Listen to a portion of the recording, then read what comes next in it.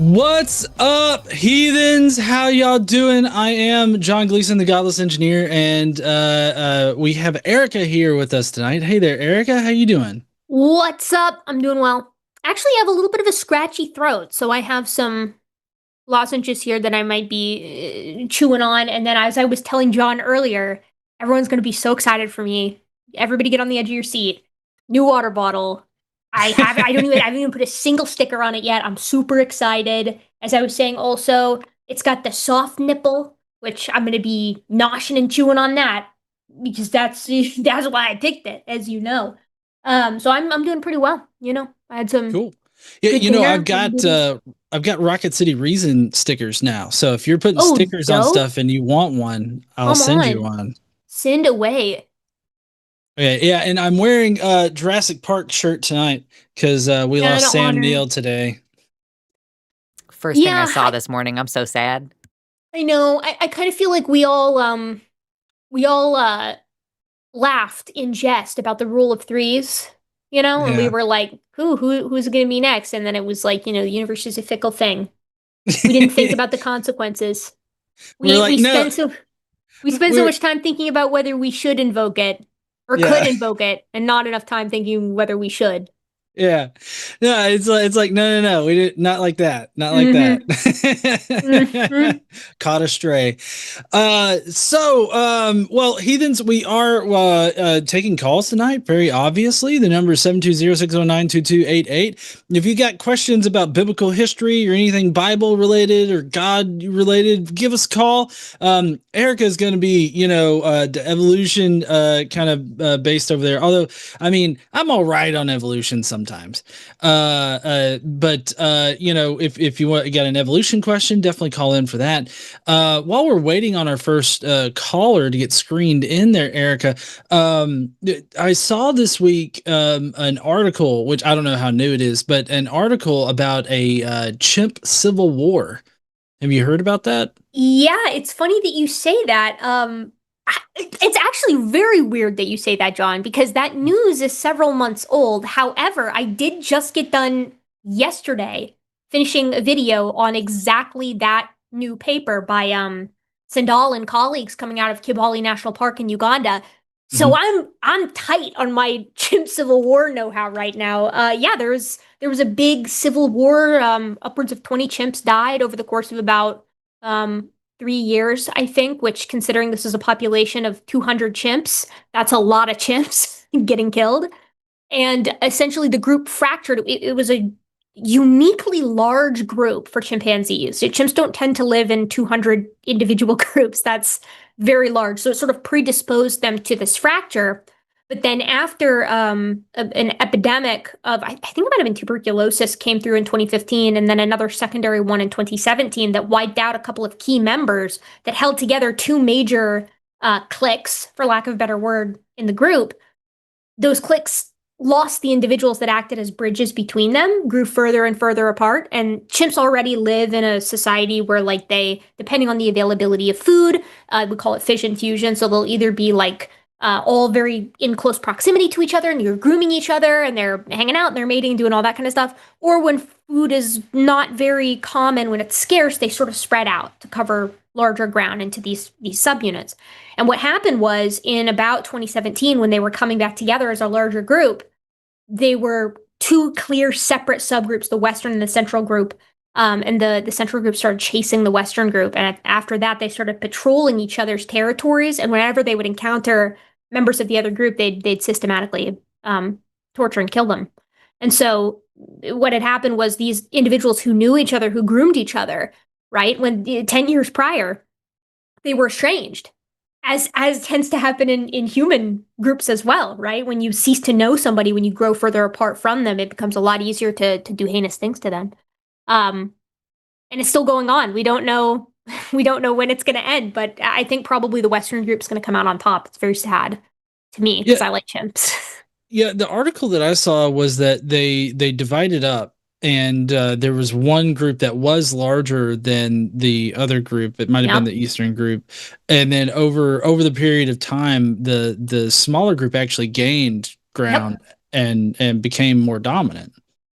They wanted it more. And what was interesting is that right prior to the split, they'd had a shuffle in their dominance hierarchy. So a new dominant male rose to power who was from the central group rather than the Western group. And it seems the Western group didn't take too kindly to that.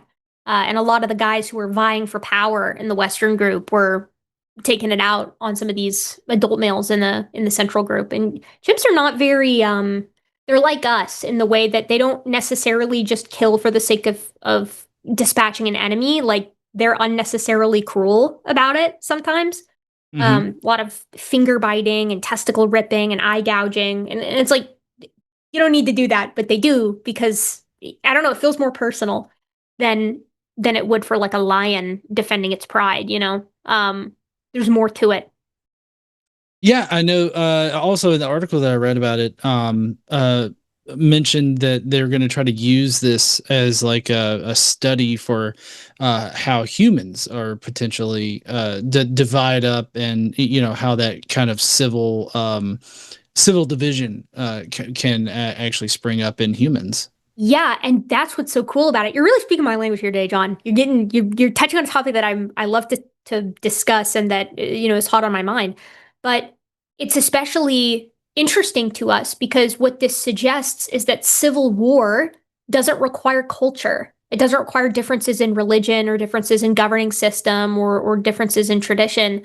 It can occur if individuals become estranged enough from one another. And it basically tells us that if civil war exists in humans and also chimps, then it was probably present in our last common ancestor, which means civil war has been a part of ape evolution for 7 million years, which is a long time to be having internal violence like that. And it begs the question, why don't we see this in bonobos? Or do we? Is it something that can happen and we just haven't observed it yet? Because we've been observing these guys for less than, 100 years. Yeah, well, I mean, and again, sorry, it's just the one article that I read, but in the article it said that this was like a once in 500 year sort of division and split and conflict in this group. Yeah, and I don't know, I'm hesitant on a timeline like that just because we've been observing them for such a short amount of time. Like, that's sort of a projection forward, which it might be appropriate, it might not, but I'm sure since the group size was like a prerequisite for an event like this, if in some situation in another chimp group, the group could be that large, I bet it's not necessarily, I bet it doesn't have to be a once in a 500-year thing, but it doesn't surprise me that we're trying to put a number to it because it does seem like something that's quite rare, especially as violent as it was. No, yeah. And I think that it's interesting in the article it was talking about these raids that you were talking about and how they would kill both the, adults that were there, but they would also kill infants and like the younglings of the tribe too, which what that reminded me of was how barbaric we find the Israelites to be in like the Old Testament, how it talks about God requiring them to kill children and infants and women and all that, and it amazes me that there are like the creationists out there will sit there and try to convince people that humans and apes, other primates are so different than humans, when it seems like from a sociological kind of standpoint they're incredibly similar in their dynamics. For sure. I mean, like, you see this all the time with people who are like sort of I'll call them human exceptionalists just because I'm very much not a human exceptionalist. Like, I think humans are awesome and interesting, but I think every animal is awesome and interesting, so I don't think humans hold a special place. I think what makes it seem like we hold this special place is our vantage point. And people disagree with me on that, and not necessarily, you don't necessarily have to be religious to disagree with me on that. Some people think that humans have like a special sauce, that has made us as successful as we are. I don't think we've been able to narrow down what that is yet, but if it does exist at all, but that's neither here nor there. When you talk to people who are human exceptionalists from a creationist standpoint, that there's like something, divine about humans. It usually comes in the form of like, well, we're uniquely altruistic, or we're uniquely cruel because only we can understand sin. And it's like, I just don't think that holds any water. Like, I think the behavior of chimps and bonobos, but really apes in general, and if you expand it out, other members of the animal kingdom display the same exact kind of capacity for selflessness and for cruelty that we exhibit. And if that's the case, then as to quote Chucky D, you know, as Darwin said, the difference is and always has been in degree and not of kind, not of category. You know, Right. what makes us us is just an exacerbation on something earlier. And again, I don't think that demotes humans. I just think it links us to the rest of life on Earth. Yeah. No, I totally agree with you there about that. Now, I don't know if you know this, Erika, but I just got back from speaking at the Ark Encounter protest. Oh, I did not know you spoke there. How was the protest this year? It was very wet. It rained on us about halfway through, and we also caught the eye of the AIG social media team. And so they came out there and they started like doing their shtick. They did not come and talk to me at all. Like they interacted with the main organizer of the event and had him pick somebody from the speaker lineup to speak with him.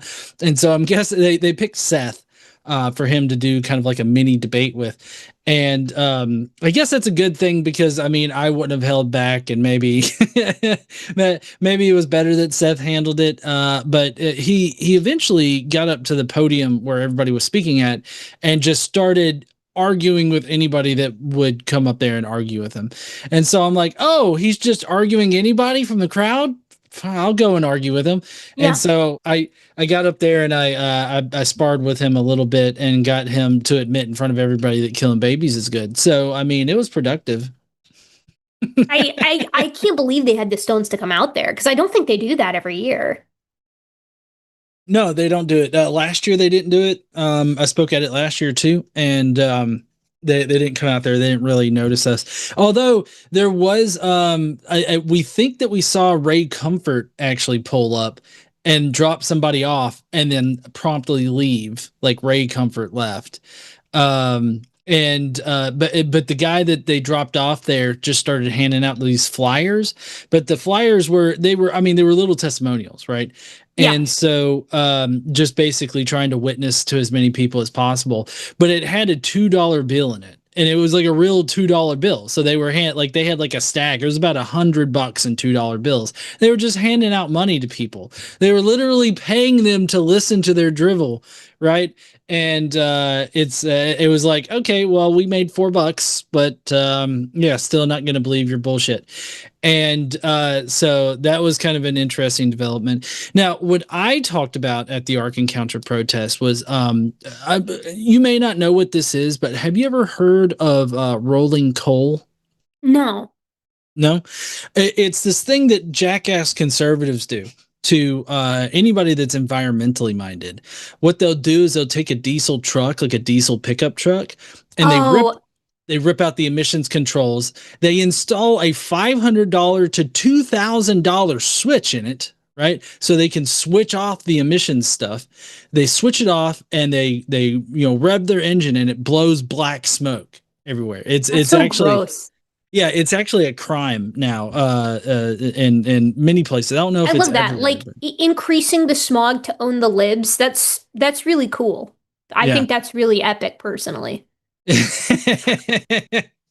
But I likened the act of rolling coal, like the entire aspect of it, the entire thought process behind it. I likened that to creationism and the Ark Encounter, and I connected the Ark Encounter to several different ways in which they sort of pollute our socio and political environment, as well as our education system. And so I kind of built this entire sort of framework of how detrimental AIG and the Ark Encounter is, because one of the things that I kind of get a pushback on about either about the Ark Encounter or about anything related to some of what some people claim is minor infringements on the separation of church and state, is that like, well, why do you care? It's just this little thing. Why do you care? Why do you care if they're creationists and they have like a giant museum that educates children into ignorance? And it's like, well, I mean, because I care about people, but also there are, we just get dark. Oh, hold on. I don't know why it's not coming back up now either. Oh my God. Oh no. Why is this happening? Hold on, sorry. It's okay. We're We're here the with you in void. the dark. Don't worry. I really It's all don't okay, understand people. why this is. I have a button that's supposed to bring you guys back up and it's just not working.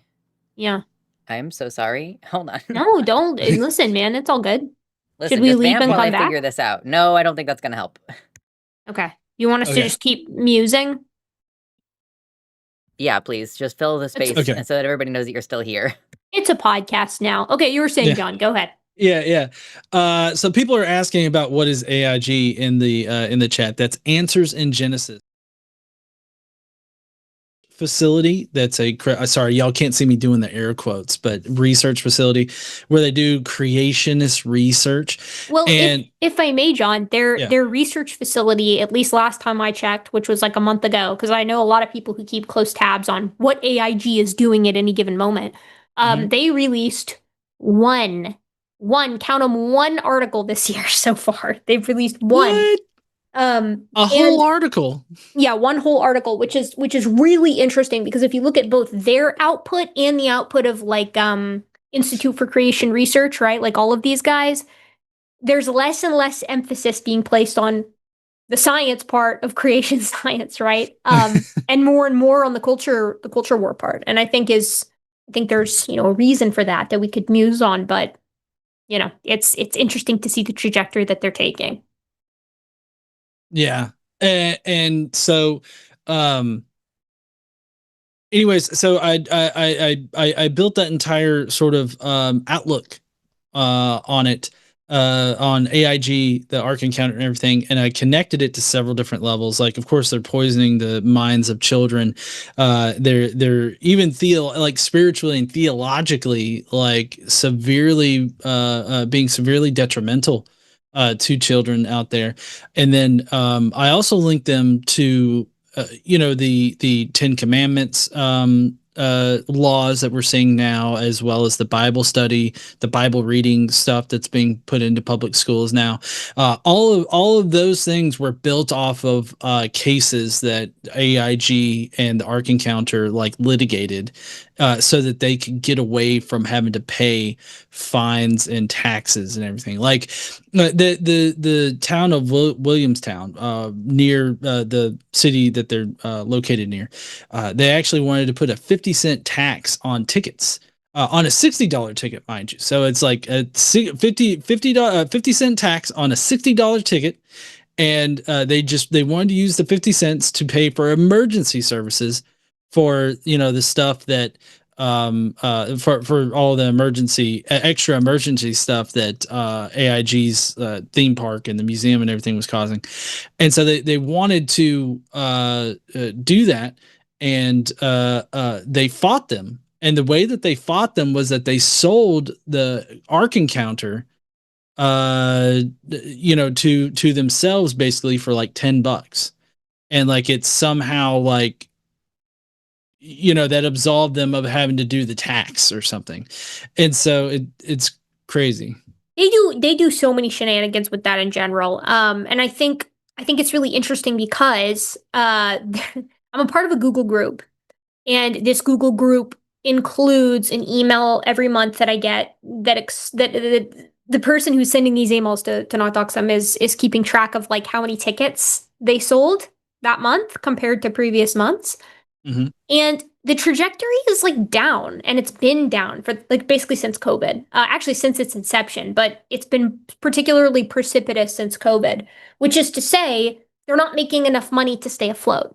And yet they're flush with donations. And part of it, I think, is that it's not that they have a flock that's large, and particularly not one that's getting larger, but I think that the people who they do have are really well off, right? Like you've got like a Mike Johnson type, Speaker of the House. He's a creationist. I mean, Mike Johnson has written for Answers in Genesis. I personally think that's unacceptable.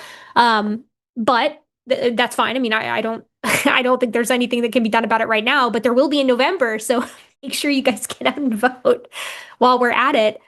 But yeah, like I'm of the opinion that young Earth creationism, I should say, creationism generally, I think that they, in the public eye, have become so cringe in part because of the reach of the internet, and the shame that the internet provides, that the ones we still have are very loud and very concentrated, but I don't think they're very numerous, and I think they're getting less and less every year. And I think that largely what we're seeing from groups like Answers in Genesis, like Ken Ham was like crashing out about a reporter covering the Ark encounter, and like honestly covering it as pseudoscientific. I think part of that is because he's getting older and he can see that, they're not even making one step forward, they're just two steps back every year. At least that's my hope. I hope that it is as I'm perceiving it, and that their influence is waning and waning and waning, and that eventually they'll be as relevant as flat earthers. I don't think they'll ever go away completely, though. I think they'll always be with us.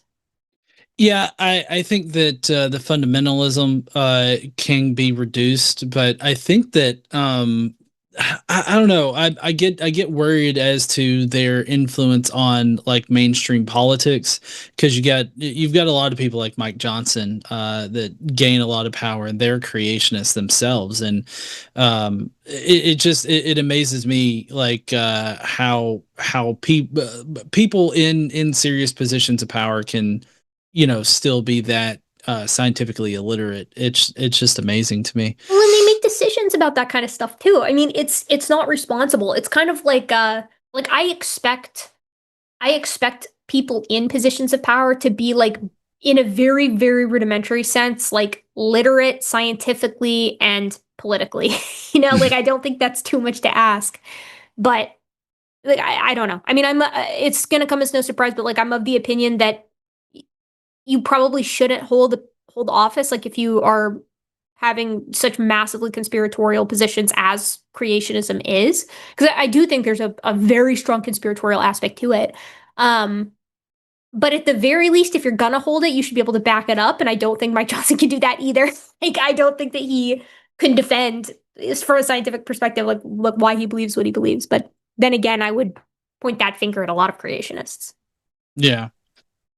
So I do want to remind everybody that if you want to get some good calls in here, I definitely suggest you hit that like button. If you're in the chat there, I know that there's like some like little emoji things that you can hit. I don't know if those do anything. It's got to send some kind of signal to YouTube. But if you want to help us get into the algorithm there, so that we can get some good callers in here, hit that like button, share this out, keep commenting in the side chat there. We really appreciate that. And if you are in the side chat and you don't like anything that we're saying, or that you disagree with us, or you think that God exists, or you think evolution is totally bunk, then do call in. The number is 720-619-2288. And you can talk to Erika and myself. But we do have a caller that wants to talk about something that's a little off topic, but since we don't have anybody else calling in, I figure we might as well address them. We've got Parth. Sorry, for some reason I thought that was the location. Parth, are you there? Yes, I'm here. How are you guys? Awesome. Doing pretty good. How are you doing there? What do you want to talk about there, Parth? Yeah, so John and Erika, right? Yep. Yes. Hello, Parth. Hey, hello, both of you. All right, yeah. So my question is, it says probably on your screen, that how do I explain my friends that getting a Starbucks matcha doesn't make me an Israel supporter? But it's a little broader question. My question is, how do I explain my friends that my values and my actions are not aligned? How is it justifiable if I'm expecting that from my politicians? Does that make sense? Yeah, no, I totally hear you. I have thoughts on this. John, do you want to give yours first, or do you want me to go? I have no preference. Well, I mean, I guess I'm kind of new to the Starbucks Israel connection. Could you maybe explain like how they are connected? Yeah, I mean, it's a random example. There's basically people are saying boycott Starbucks because some Israel thingy. But I can give you a better example. So basically, the other day, what's his name? Jimmy Snow is one of the hosts on the line. Yeah, I mean, that's one way to put him, but yeah, he is. I know Jimmy. Okay, yeah, so, I am aware of Jimmy. Yes, continue. Okay, so Jimmy Snow basically said that he used AI to build a website or this call screening thingy or something like that. He used AI to build that, but he would be the loudest in the room to stand against data centers and job losses caused due to AI, right?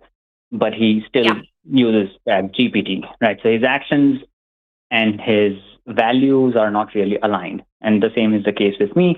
It's not that I support Sam Altman, but I still use ChatGPT. Yeah, no, I get you. Where do we draw the line, right? Like, where do we draw the line when it comes to the fact that we live in a sort of capitalist economic hellscape where anything you buy to some degree that is of any level of convenience, especially for people living in certain areas, is going to in some way enrich the lives of people who are doing horrible things. Is that fair? Yeah, like the wall clock on my wall is made in China, but that doesn't mean I support this horrific working conditions in these Chinese factories.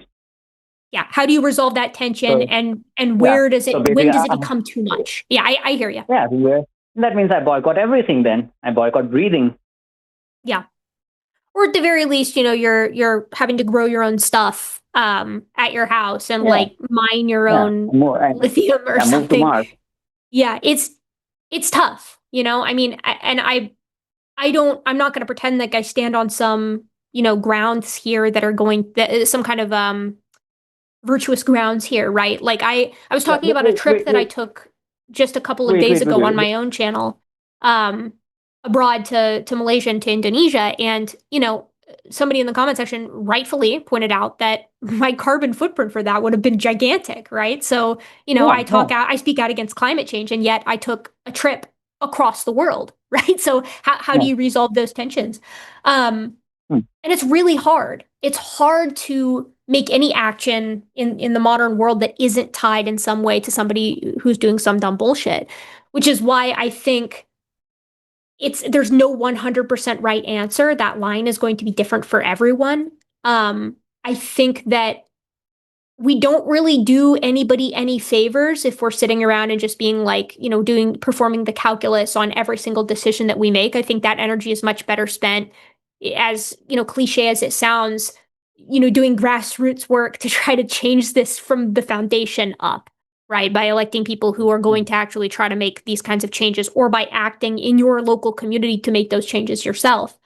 Right. Because at the end of the day, I don't think, unfortunately, that there are enough people willing to boycott Starbucks that is going to actually make a difference on that front. Now, maybe there is. Maybe I'm totally out of touch. I don't know how well known or how strong the connection of Starbucks to Israel actually is.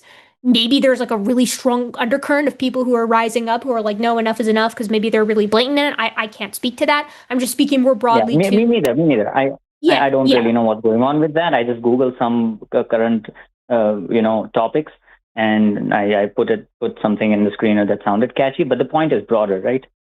Yeah, exactly. And like in some cases, it's going to be stronger than in others, right? Not just in the strength of the connections, but in the contributions that whatever company is making towards some evil, heinous cause, whether it's here or abroad, and thus whether it's easier to change, the actual reach that you're going to be able to make by pulling your support from them. All of these have to go into the mental calculus, which is to say it's not going to be the same answer every time.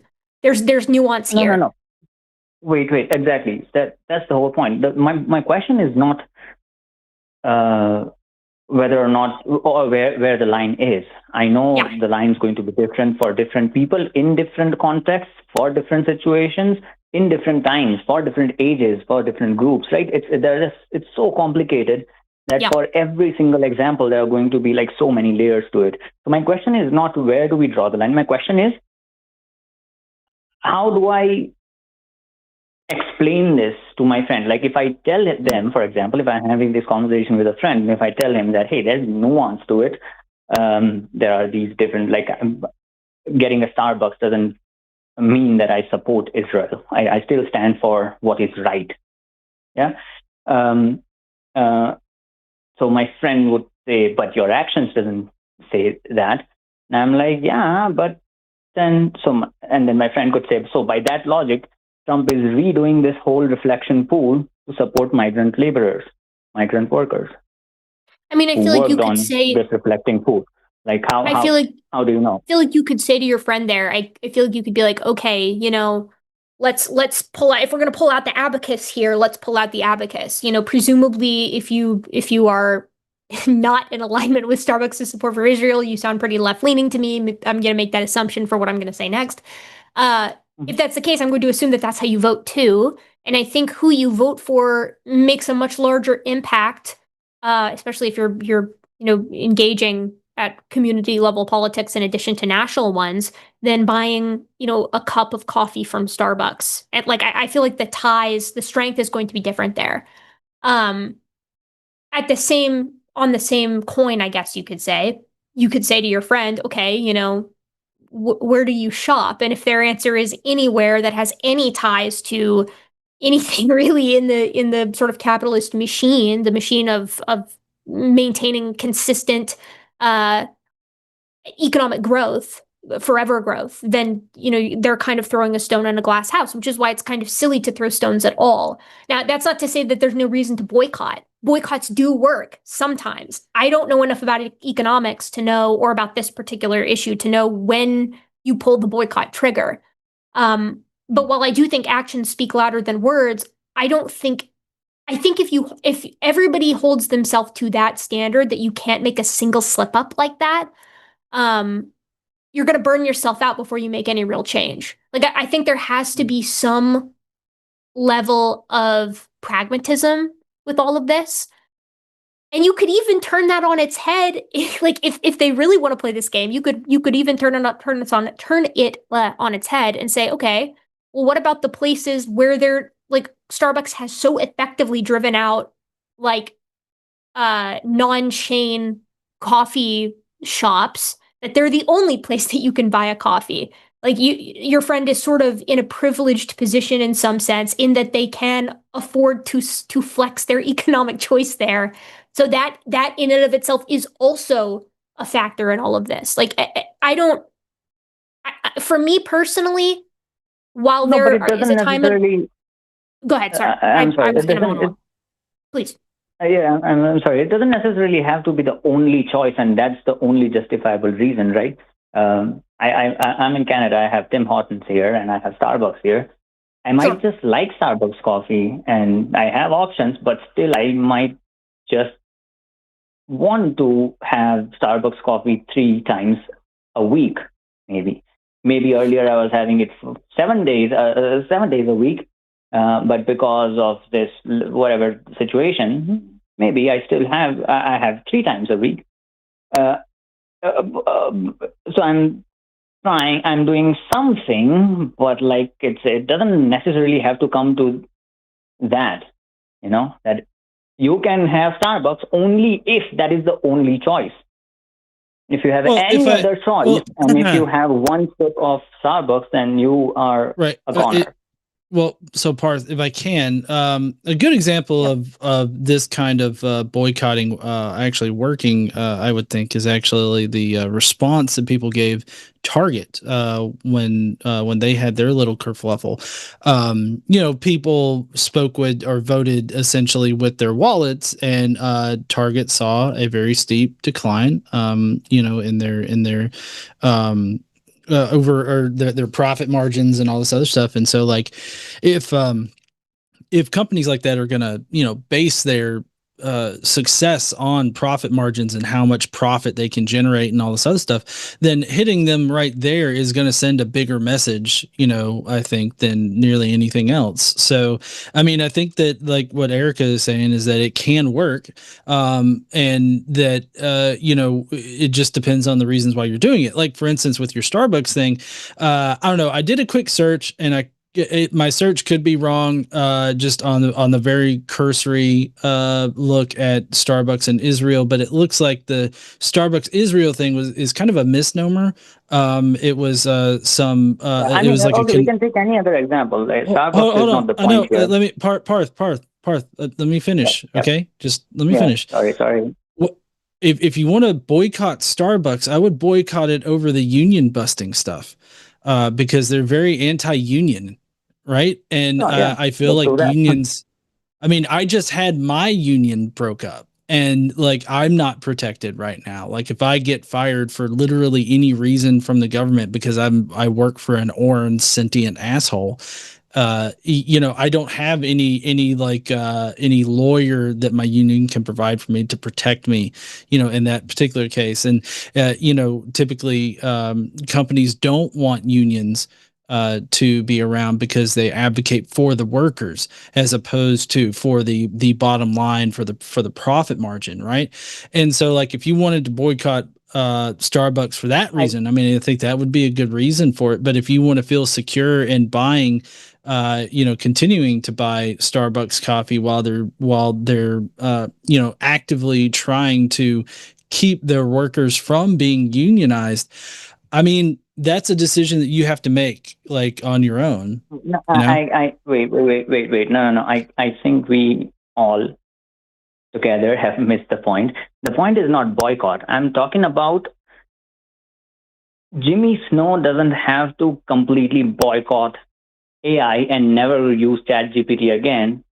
No. Okay, so hold on. I didn't know if we were going to get back around to that part, but I'd take exceptional offense to the shitting on Jimmy in this particular respect. Hold on, Parth. I take particular offense to that and Jimmy, because I've listened to Jimmy talk about this. Jimmy is very explicit about his position. I'm not trying to speak for Jimmy. I'm sure, he'll come. Hold on, Parth. God damn. Am I in the middle of my sentence or in the beginning of interrupting the beginning of yours? Like, let me speak for one quick second, okay?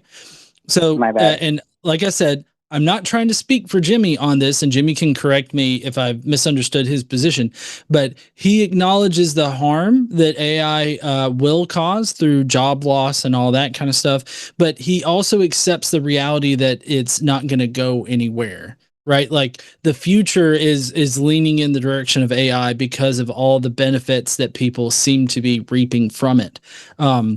In several different respects. So instead of being like the old farts out there who like raged against registers, he's trying to go with the flow on it, and he's trying to while he doesn't like it, he at least acknowledges the change in the technological scene. So he still doesn't like it, and which, I mean, keeps him out of like the hypocritical realm there, because like him not using AI is not going to make AI go away. But if you have enough people boycott Starbucks because they keep busting up unions, that in particular could potentially change. So it's kind of a category error in that particular respect, because you're talking about two different things. I know. So, and again, apologize for interrupting, but that is the point I'm making. I use the Starbucks example just so that I can fit the question in the screener's little thingy and make it catchy and make it easier for everybody to understand. But the point I'm trying to make is I agree with everything that Jimmy Snow stands for, and I believe in the exact same thing too. That yes, I would be the first in line and loudest in the room to say that yes, shut these stupid data centers and this AI nonsense. It's doing more harm than good.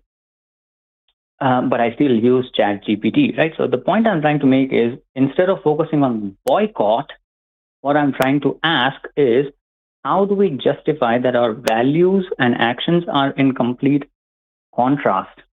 While I say that shut AI data centers, my actions show me using AI every single day, multiple times a day. Okay. I mean, as far as the AI data centers go, I think that,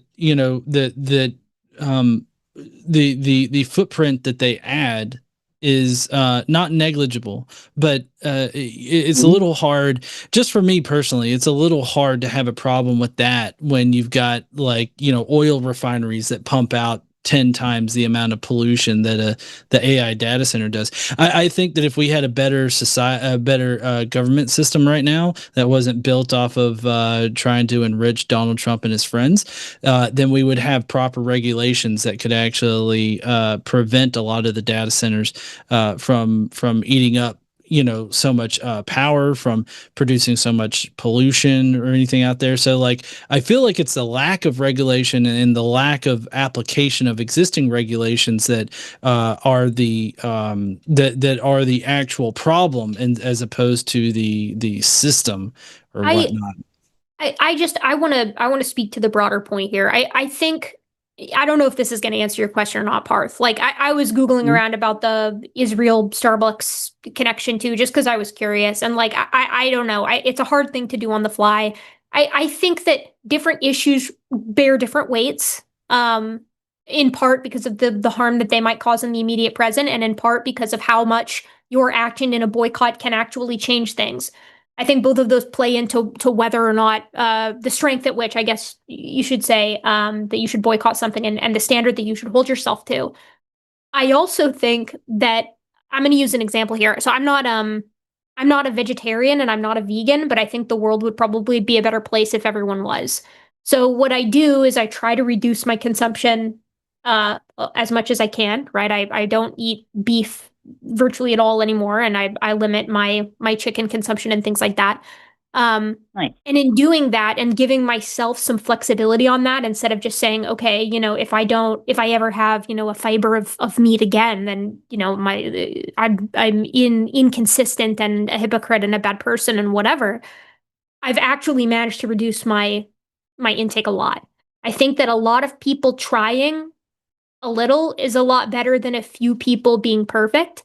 And so I think that keeping that in mind too is going to allow you and the average person to kind of pick their battles when it comes to purity testing yourself, and doing the right thing in any given situation. I think there's a hypothetical right thing to do, which would be we wouldn't support any company that are behaving unethically. But I also think that in a lot of places in the world, that's not realistic. And I also think, or not even possible for some people too. And I also think that by holding yourself to that pure of a standard, a lot of people do end up getting burnt out. And as I said earlier, they end up not being able to do anything at all.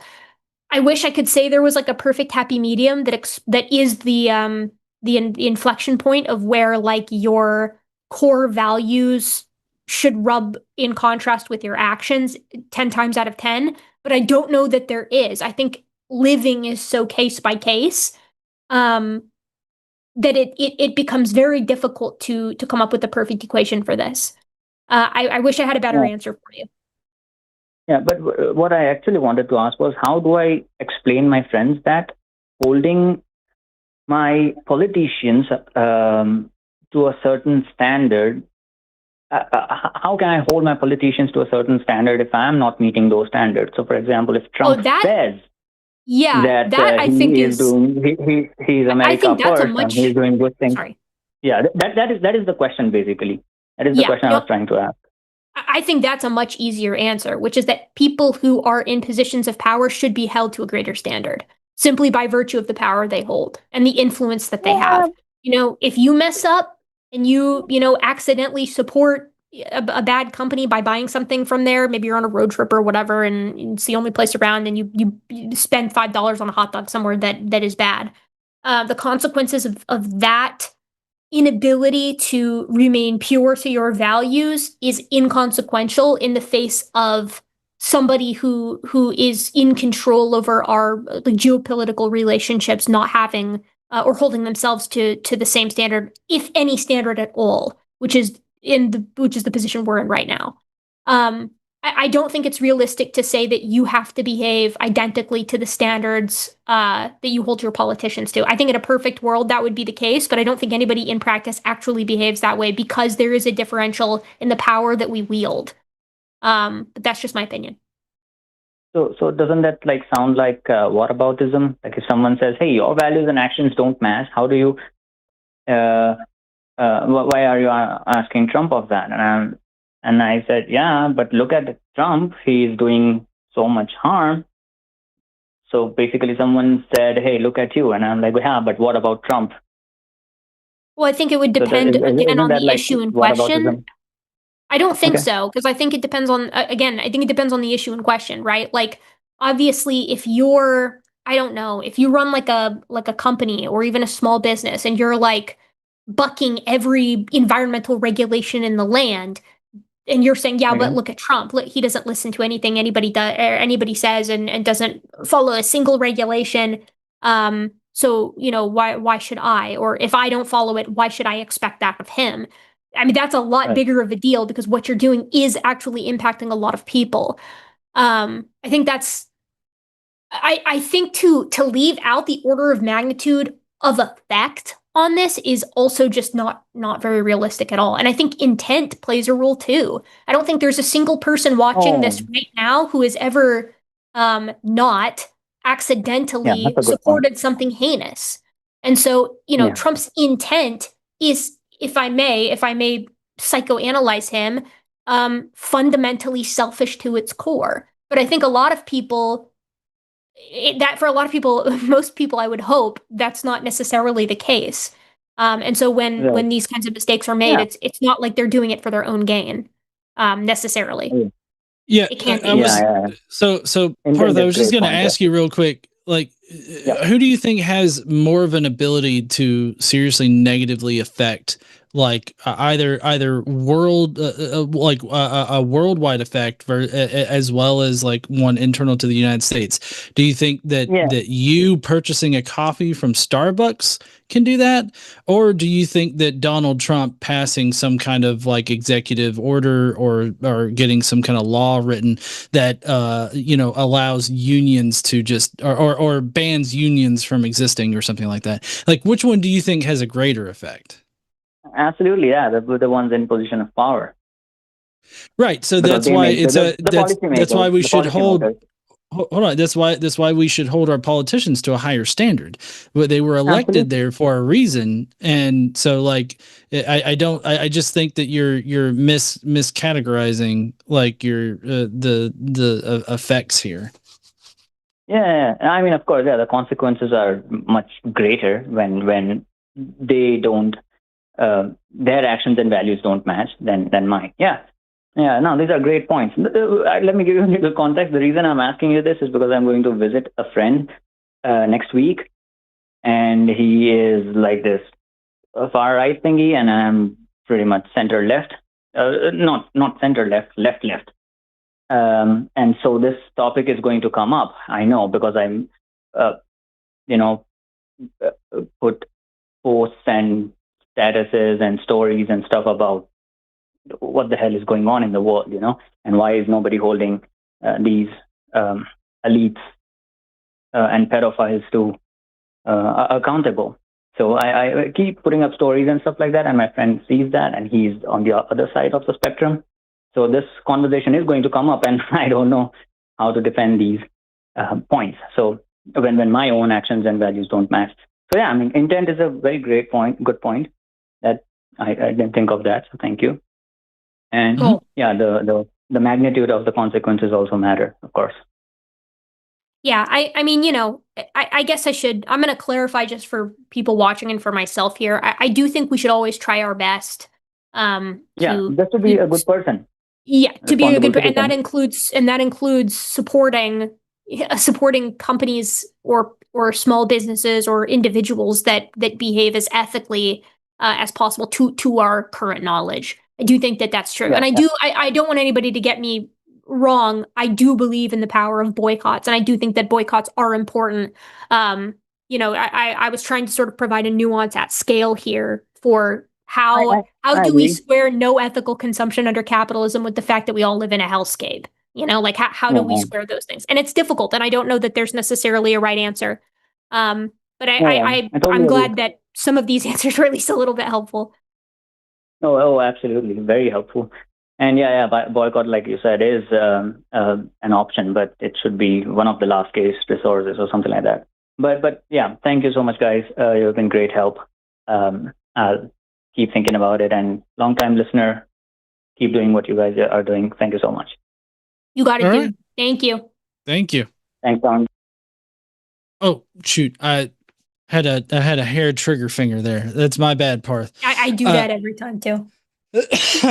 But do want to remind everybody to click that like button, share it out, and do the little chat interaction thingy. I don't know how much that actually helps or anything, but we are working our way through the calls. Make sure you call in, especially the Bob Marley's in the chat there that seems to be talking up a whole bunch of shit. If you want to call in, the number 720-619-2288. I'd really love to talk to you about the Jesus mythicism thing. That would be an interesting conversation. And I do want to remind everybody that super chats $5 or more will be addressing after the show today. So if you want to call in, or not call in, but send in a super chat to interact with us. I hate Guy Fieri, and if you want to find out why I hate him, you'll have to send in a super chat to figure that out. And Erika loves puns. I'm just going to be abundantly clear. I do not like puns. And even though the fact that I hate them so deeply to the point that when I see them on my own channel, I'm filled with a great deal of disdain when I have to read them, but I have to read them all the same because a super chat is a super chat. I am aware that my disdain for puns gets us a lot of super chats, which makes a lot of money for the line. I don't care. Don't send me puns. I don't want to read them. I don't want to see them. Don't do it. It's going to piss me off. It's going to put me in a bad mood. So don't do it. If you do send them in, though, I will explain to you probably how, in contextually relevant ways, I will do you a great deal of harm theoretically and in Minecraft or Roblox. Pick your poison. All right. Well, we do have a couple of other callers. We got this next caller coming up that wants to ask you something in particular there, Erika. I think it should be pretty quick, maybe. So we've got Cedric on. What's up there, Cedric? You got a question for Erika, huh? Hello there. Is my audio too loud? Lux mentioned You're coming it was a in problem. great. Coming in great, Cedric. Yep, doing good. I will try to keep it that way. So yeah, I was down. There's this one place just south of Anchorage. It's a proper called Potter's Marsh, and there's an eagle family that nests there year after year. And one of the nice things, you probably know this, Erika, you can tell which gender it is just by how big the bird is on account of the females being larger. And Yeah, I was raptors. wondering if there was any... Yeah, in most, what we would consider raptors, colloquially, the hawks and eagles and birds things of like prey. that. Yeah, it's funny. We call them reverse dimorphic, but they're actually just dimorphic, right? Like, it's funny to me because we have such a mammal-centric view that reverse dimorphism is the term we use for when females are larger. But in the grand scheme of things, across the animal kingdom, females typically are the larger sex. Like, across all animals, all members of Kingdom Animalia, they're usually the larger ones. So mammals are kind of the odd man out when it comes to that writ large. But yes, I hear you, and you are correct to say that females are larger than eagles. And it's cool that you can see a nest. That's what a treat. Yeah, it's actually this sort of saga in the bird watching community down here because they've been here since, well, at least since I moved here with my parents when I was little. So it's just which tree are they in? Yeah, what are the like? But before I get distracted telling you about the eagles here, is there something we can do? Is there any way for us to tell that with dinosaurs? Which sex they were based on how big the bones are, or is that not possible? So it's not possible in every animal. And I would even say I'm not certain that it's possible in every dinosaur, as in every member of that clade. However, in many types of dinosaurs, you can actually glean the sex based off of the presence of medullary bone, which is a type of bone that is laid down by females when they're getting ready to lay eggs, right? When they are, there's a word for it. When they're, it starts with a G. Somebody in chat is going to tell me when they're, hold on. I'm just going to look it up. What do you call it when a female bird has an egg? No, it's not ovipositor. Thank you, AI. This is very helpful to me in the conversation about birds, the concept of ovipositors. Gravid, that's it. Gravid. When they're gravid, they deposit medullary bone, if memory serves, which is a specific type of bone unique to females that, yeah, thank you, Monkey to Typewriter. And also Kate, I imagine. I do want to say, you guys are saying that, it did come to me before I saw you guys saying it in chat, so I'm giving myself credit for that. Because it took me, I was busting a lot of ATP trying to reach it. But that medullary bone is very characteristic in the bones of modern birds, and we can see it in dinosaurs, like tyrannosaurs, right? So what that means so is the modern dinosaurs have it, so we figured it out based on the old ones having it, basically. Yeah, it's comparative method stuff, right? Like we're saying, okay, if in modern birds, females, when they're gravid, deposit medullary bone in this specific way, then when we find it in bones, fossilized bones, that's probably going to suggest to us that belongs to a female, which is really convenient because that doesn't exist in all clades of animal, a telltale sign like that's helpful. Yeah, it is really interesting.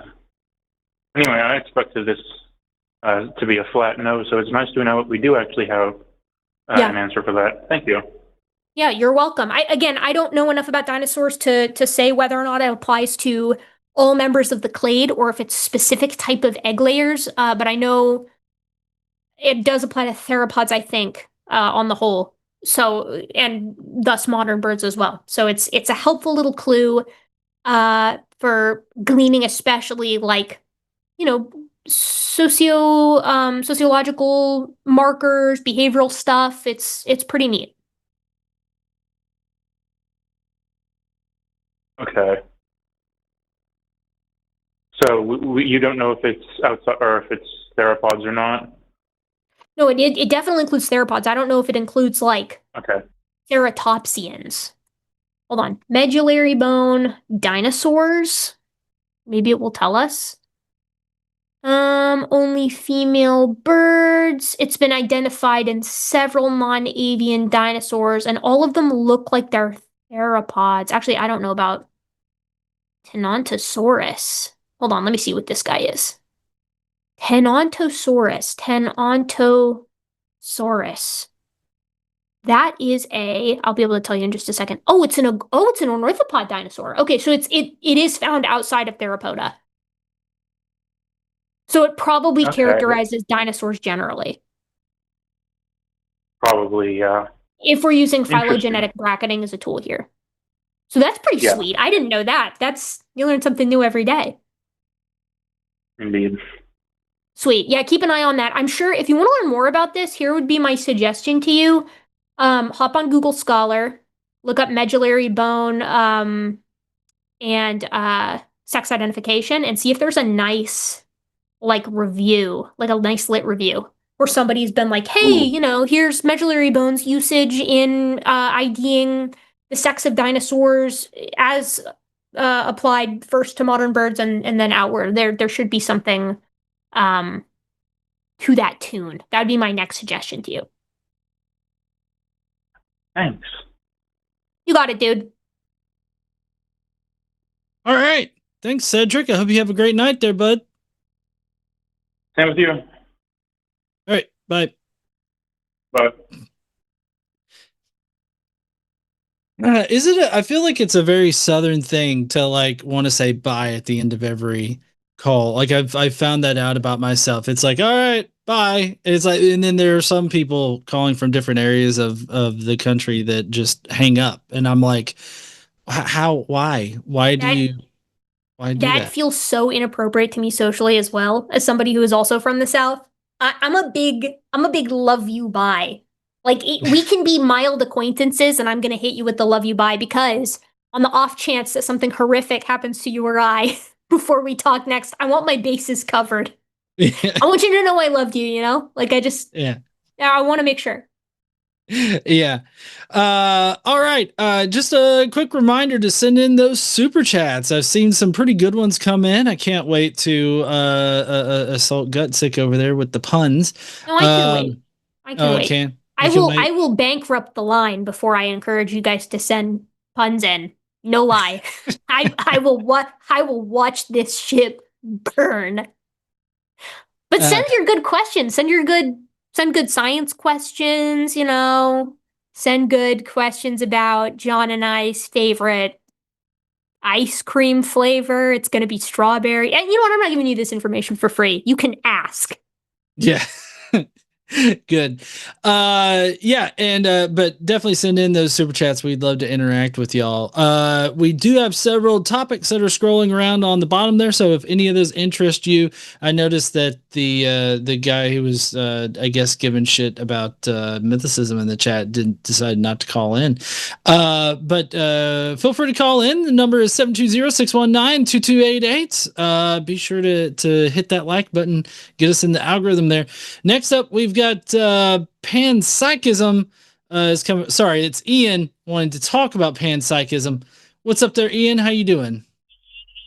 I'm doing well, John. How are you today? Doing all right. So it seems like you have a question about Erika's thoughts on panpsychism as a biologist. Is that correct? Well, yeah. I mean, I definitely want to hear your opinion too. Basically, I want to kind of get at because the idea is being consciousness being fundamental as a part of reality. So the kind of walking down from the top here, you know, we can see things that we recognize as conscious and things that we ascribe consciousness to. But it seems to be in general that that's a very kind of human-centric concept of consciousness that we've got developed. Because I think a lot of people are starting to kind of realize, you know, consciousness is sort of like seems to be on sort of a spectrum. You go from the kind of consciousness that we experience, but then there's also the kind of consciousness that animals experience, and then you can kind of work your way backwards from there to the point where you have to go, okay, well, where does consciousness stop, right? What is required for consciousness? And the idea that I've been interacting with and have watched some YouTube things on, is that, you know, this concept, consciousness we may need to kind of revamp the way we look at it, because the idea in this philosophy would be that consciousness, if it's a fundamental thing, it's more of an emergent property rather than a specific structure that creates it. So as you go down, depending on what you define consciousness as, right, then you start getting into the concepts of, you know, where does it end? So, you know, if we can agree that an ant has some sort of consciousness, that's a very simple structure. There's not a whole lot going on in there. And I don't know if either of you agree that an ant is conscious, but if you can kind of step that backwards and say, you know, it's just like wetness isn't a thing that exists. It's an emergent property of water molecules. Consciousness isn't something that exists. It's a emergent property of some sort of complex system, but it may not need to be complex. You know, if we define something as recognizing some sort of stimulus and responding to it, is that a form of consciousness? Is that very bottom, or does it get even lower? So Is that moderately clear? Yeah, I mean, I feel like you're kind of gesturing at an idea here, but I feel like the idea doesn't necessarily have form yet. Like, I feel like you're kind of saying, okay, at present, one of the basic ways we define consciousness, or a basic way you could define consciousness, would be like response stimulus, right? Like, if you present something with a stimulus, does it respond? And if that is how we define consciousness, then a whole lot of things have consciousness that traditionally we might not ascribe to them, right? Like certain plants even would have a type of consciousness. So single cellular organisms would have a type of consciousness. Perhaps even certain viruses, although I'm not certain, would have a type of consciousness, and we don't even all agree that they are alive, right? So then you're saying, if that's the case, if consciousness is so hard to define, and if in this one way of defining consciousness, things that aren't even alive might be conscious, where does it stop? Is that fair? Yes, I think that's a pretty good generalization. Yes.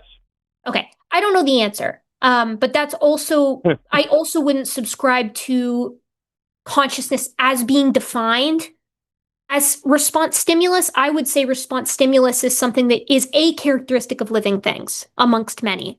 I would agree with the conventional stance that something like a virus is not alive, because while it has a few characteristics of living things, it doesn't have all of the traits of living things, which is exactly what we would expect if life had emerged from non-life, right? We would expect that there would be some things that have a couple of characteristics of life, but not all of them, if this was a step that could actually be made. Now, I agree that consciousness is probably emergent. I think it's tricky to pin down. Usually when I talk to people about consciousness, the way that I describe it is that I think there's no way we can describe consciousness that includes humans and excludes everything else.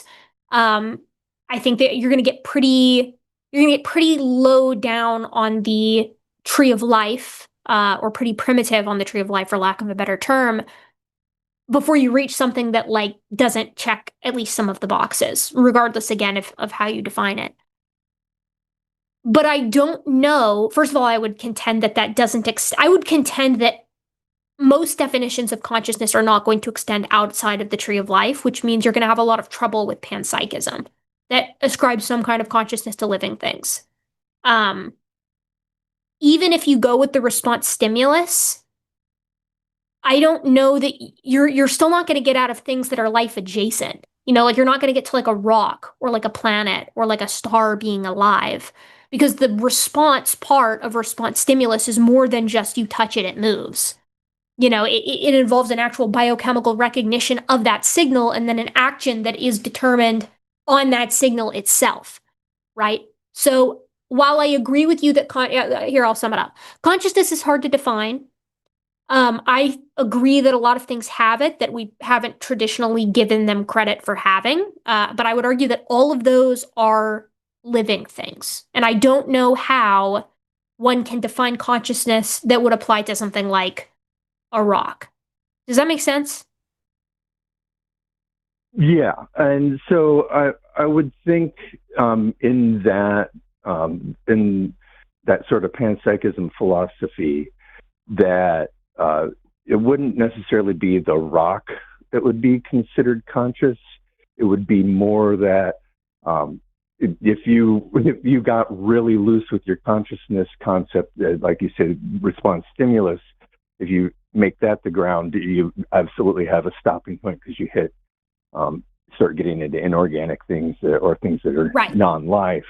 But if you look at, you know, a molecule will react to another molecule because of whatever, you know, that is a kind of a form of response.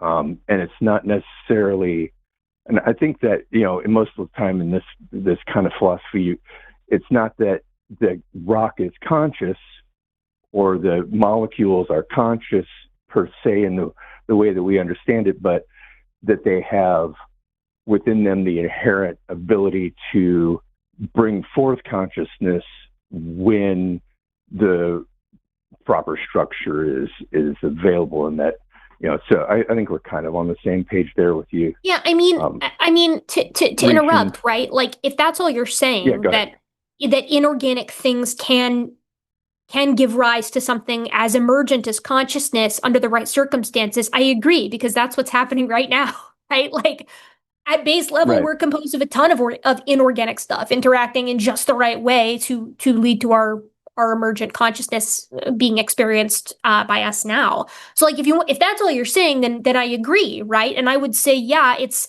hard to draw the line, but that doesn't mean the line doesn't exist somewhere, right? It depends on how you define it. You might kind of put it in the same category as something like species, right? Where it's like it might not have a biologically distinct boundary, but that doesn't mean that we can't try to conceive of one for the sake of discussing it. For me, that's kind of where consciousness falls right now.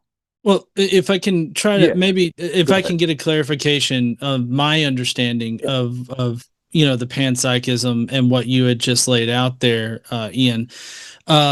I kind of feel like what you said, like, if I can dumb this down for my dumb brain, if we take a puzzle, right, let's say the puzzle, when you put it all together, is a windmill. I feel like what you told me was that each individual puzzle piece is a windmill itself. And then when you put it all together, all of it together is also a windmill. Is that analogous to what you? So I kind of, but I think maybe panpsychism is like a bit of a leap for this concept. I think more where I was going is that as it being an emergent property, it's there. So like the puzzle piece has, the puzzle in itself, once you've put it together, gives you this one image, but the individual pieces aren't necessarily, they're not the whole thing, right? It's the fact that they go together. When you get the thing together, it causes this emergent property to arise. And so, and I guess I think we kind of ended up on the same point there. Yeah, I would not, because I'm, as an atheist, I don't ascribe any true spiritual value to most anything. But it seems like I was just kind of looking at the broader subject, where is that, trying to get at, where is that line? Is it something that is a thing unto itself, or is it just a basic part of the structure of reality?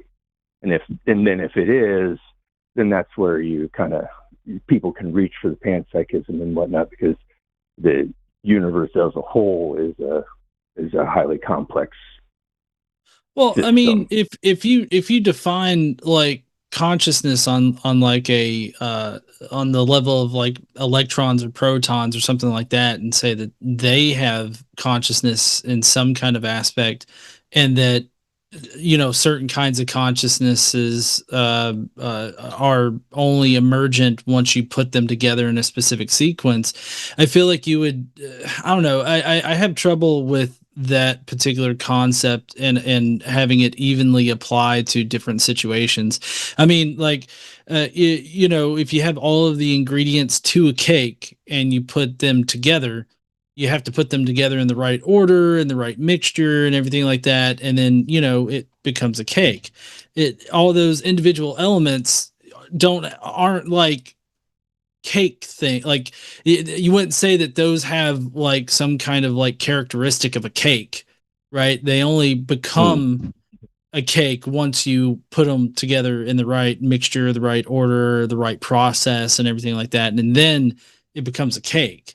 I guess I don't see the benefit of like distilling or defining consciousness down into this amorphous thing that can be applied to just everything. It seems to define it into non-existence to me, maybe. But maybe I'm just not understanding panpsychism. Yeah, I don't really understand panpsychism either, truly. But I get your point there in the fact that you're taking kind of defining the uniqueness out of it in a way. But that also isn't necessarily As a determinist, I also don't really, I feel like consciousness is just out because we have a concept of time, we're able to pan this all together and relate our past experiences to our present and our future, but that doesn't necessarily define that doesn't necessarily mean that consciousness is a real thing, right? You know, it's a thing that we use to describe an experience that we have, but with the idea of it being broader, you know, is kind of where that you travel down that road. But I don't need to take a bunch more time. All right. Well, I really appreciate you calling in there, Ian. This is the first time I've interacted with the panpsychism thing. So I'm interested to learn about it, try to see if I can understand it a bit better, but I appreciate you calling in. Hey, Alex O'Connor has a really great interview with a lady who talks about this whole concept. So just search consciousness is fundamental with him, and you'll find it. Okay. Thanks, man. All right. Peace out. See you. Bye. All right. So we do have other calls lined up. None that I can really address though. But hey, I'm loving the conversations tonight. If you will, make sure you hit that like button, share this out to a friend or anybody like that. It'll help us get into the algorithm a little bit more better. Definitely do all of that. Make sure you're sending in your $5 or more super chats there. We'd love to interact with you guys. I particularly hate Guy Fieri, and with the passion of 1,000 suns, he's a hack. Please don't send in super chats about that. But next up, we've got let's see. Let's go to are you okay to go to 5? I'm cool with it. I'm happy to discuss that. There's not going to be anything new, but I'm happy to give my perspective on it. Okay. All right. Let's go with Elliot calling in from New Mexico. What's up there, Elliot? Hi, how are you guys doing? Hey, Elliot, doing fine. Speak. What is on your mind, my friend? Hey, so, and I don't know if you remember, but I had last week too. I listened to the Will Duffy thing.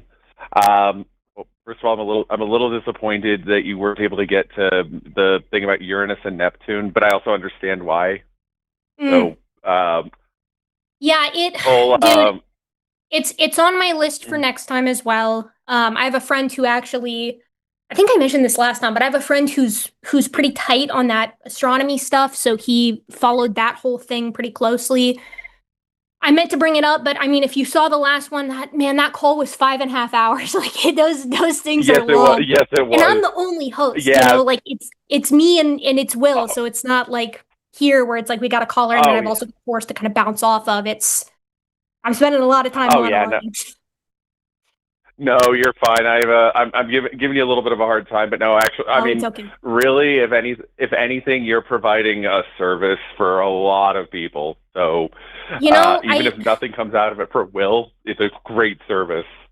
That's my hope, and I've received a lot of really heartfelt and excellent feedback via email, via the comment section too, but via email too, where the series just as a resource has been very helpful. So to me, it's worth it already just because of that, regardless of where he ends up. I didn't hang my hat on that happening, from square one, just because I don't think that's realistic. The example that I always give is sorry, I'll say this and then I'll be done. The late great Stephen Jay Gould, right? He had Kurt Wise as a student. Kurt Wise, a famous young Earth creationist who still talks about young Earth creationism to this day and has various affiliations with the major organizations. And the way I view it, if Stephen Jay Gould could have a student that he couldn't convince of, the reality of conventional science, there's a very real possibility I'll strike out too. And if that happens, then it happens. Just all we can do is our best. Exactly. And that particular thing wasn't the bone I wanted to pick with you. It's actually more of it's something. I want to say, first of all, I definitely think that Will is, probably operating in good faith for the most part. Like you actually said something during that chat, during that session, which I take to heart and I agree with you on. Using the term grifter should be done. There's kind of a high standard for calling somebody that. Like you brought up Kent Hovind, which is 100% grifter. Like there's no way. Kent Hovind is the textbook definition of a grifter. Like genuinely, even outside, like if somebody said to me, they were like, "Give me your best example of a grifter," not even young Earth creationist grifter, just grifter in general. Kent is like a cartoonish example of that. I mean, the stuff that he shills is just acted. The dude is like ban-evading on YouTube and has been like, he spreads misinformation for the love of the game. Genuinely, like that guy's off his rocker. But that's also neither here nor there. But anyway, but I do think there's so there was one thing that kind of I picked up on a bit so it's one of those things where it sounds really good when you first hear it, but also it's just something that raises a red flag to me. So it was when he was talking about challenging the experts. You kind of know you remember that part, right? Yeah, of course. I get on the surface of it, yeah, fine. Question, you're allowed to question people. I am allowed to ask questions of you and ask you to defend your position. But what bothers me about it is there's kind of a reason why a layman can't. There's a limit to what a layman can realistically ask of an expert, and expect them to be able to like disprove them or prove in a way that's going to make sense to the layman. Yeah, I mean there's a lot. I mean, there's a lot to dissect there. So for people watching who are curious as to like what we're talking about here, I've been doing this series where I've been teaching a young Earth creationist named Will Duffy, evolutionary theory. We've been going for about 6 months. It's a year-long endeavor, and I've been teaching an adapted version of the course that I taught for 4 years at a university level, both adapted from the lab portion and from the lecture portion. And in the last sort of discussion we had, Will was talking about, that we should be able to question experts. Questioning experts is important, and it's something that we shouldn't just take somebody at face value because they're an expert or because they have the consensus on their side. And sort of, I think what Elliot is getting at here is that it's like, yeah, that's true, right? In theory, that's true. But in practice, there are a lot of problems with it, right? And I think they're problems that we all intuitively recognize. And the example that I usually give is that it's like, yeah, you can question experts. Like I can question my mechanic or my plumber or my doctor on the type of diagnosis that they give for my car or my toilet or my body. But at the end of the day, I don't know enough about the subject to parse, like not just to ask the question, but to parse the answer, right? I mean, there used to be a time in science when there were the sort of the era of the polymaths where a lot of people could learn a lot about a lot of subjects, and you could dabble a little in chemistry and you could dabble a little in physics or in biology or in astronomy. But it's like we almost have a specialization problem now where no one can be an expert in like more than one thing because there's so much that we know. The body of knowledge is so big for so many different subjects. And so it becomes kind of a fool's errand to question experts to some degree. And a lot of debates in science boil down to experts quibbling amongst themselves. And that is a little bit of a problem. At the same time, we have another problem that's almost unique, I would say, to the United States, which is that we have very little respect for expertise, and the respect that we do have is waning. Because our culture is so individualistic and so centered on like the power of the individual. Anybody can make it. Anybody can prove anybody wrong. Everybody deserves a voice. That we forget that that's not always fucking true, right? Like, you don't know everything. I should not have a voice in the chemistry community because I don't know shit about chemistry, right? Like, it's true in a ratatouille sense of everyone can cook. A good cook can come from anyone, right? Like, anybody can become an expert in chemistry, but you aren't just an expert in chemistry off rip. That's something that you have to work on. And so I think that's what's missing in this attitude of like, okay, question expertise, yes, but question expertise in the sense that you go and learn about that subject, become an expert yourself, and then explain to us and also to them why they're wrong.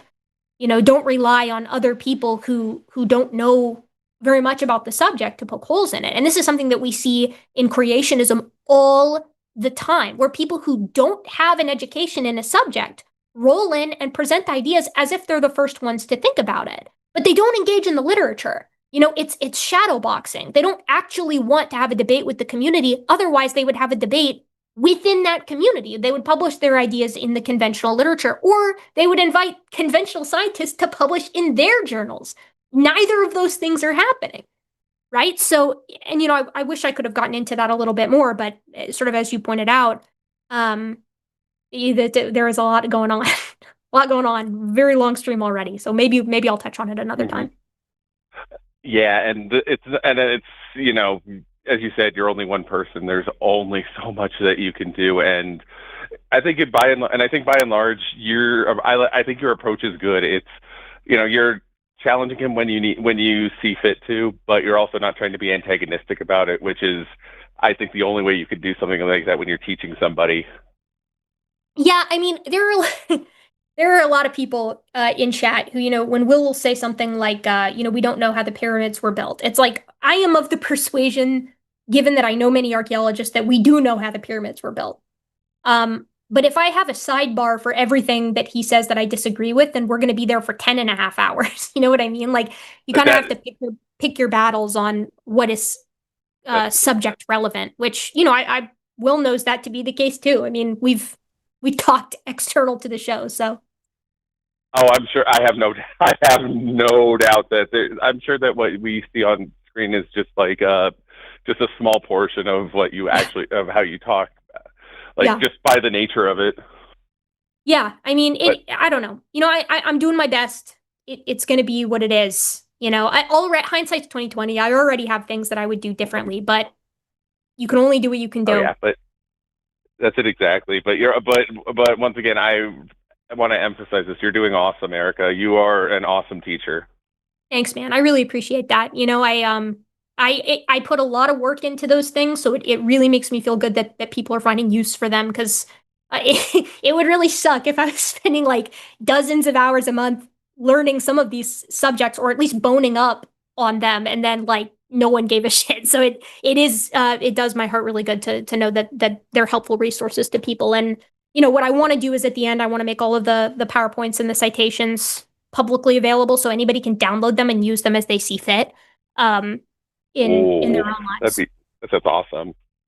Yeah, that's my hope. That's my hope. I gotta find a server big enough for them. These PowerPoints are gigantic. They're so huge. But we'll see. I could. And now, all right. And then the other thing. I have a question for you, since you do know primates and apes. Please. Why did apes specifically lose their tails? So we had ancestors who did have tails at some point. Yeah. What was the reason for us losing them? Yeah. Do we know? Yeah, there's actually the video on this on my channel. It's called Why No Tail, or at least the thumbnail says Why No Tail, and it's called like Why Did We Apes Lose Our Tails? And it's got this like absolutely caked up gorilla in the thumbnail. It's a great thumbnail, if I do say so myself. But the reigning theory is because the larger you get in body size, the more dangerous it is to move on top of the branches, right? Like if you think about how a monkey typically moves, like most arboreal monkeys, the way that they move is they walk on all fours on top of the branches. There are a couple of exceptions, and those exceptions are spider monkeys and the apes. And the way that they move in the trees, as well as a handful of langurs, is they have their body upright, and they have 4 points of contact, right?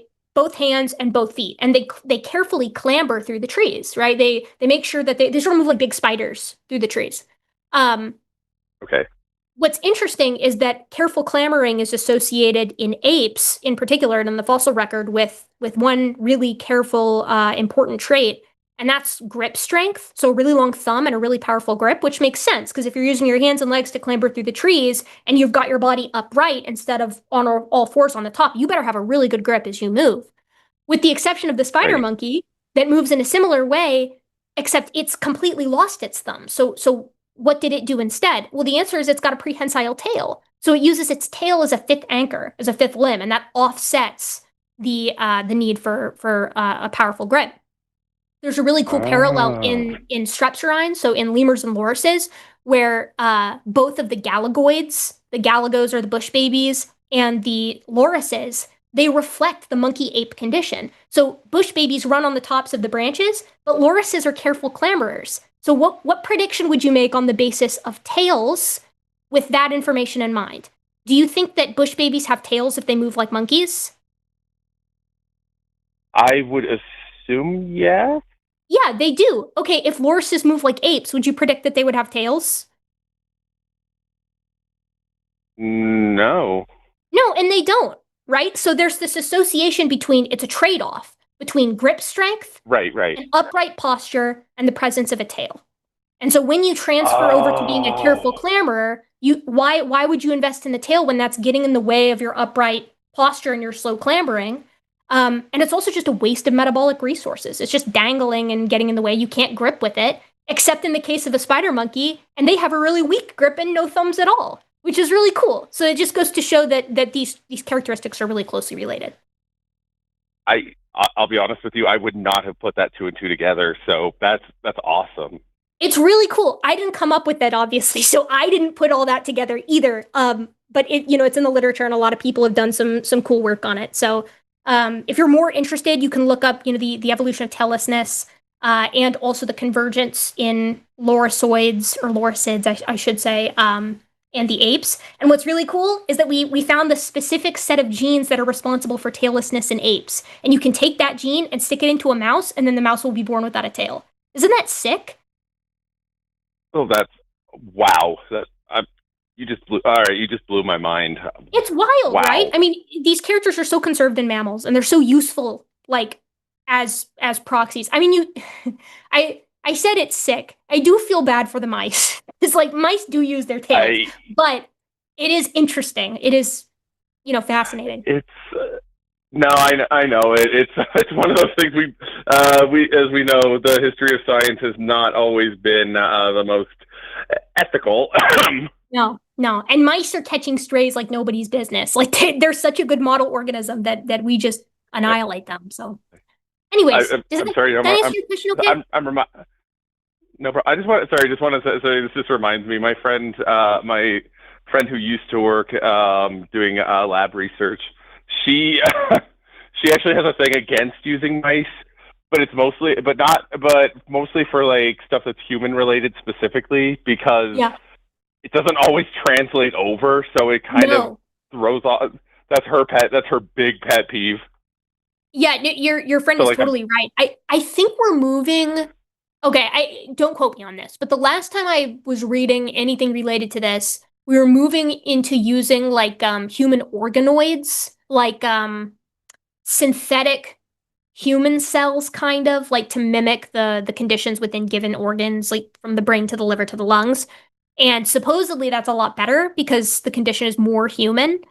And I think that'd be great. Like, it'd be great if we could move away from the mouse models. But it's tough because the mouse models provide such a great realistic proxy, I think, for a lot of this stuff. Mm-hmm. But it sucks for them. It's sad for them. Just a little bit, yeah. Well, that was it. Erika, thank you so much for answering my questions. And again, thank you so much for doing that series. Even if you do nothing else but post those videos, you've already contributed a lot.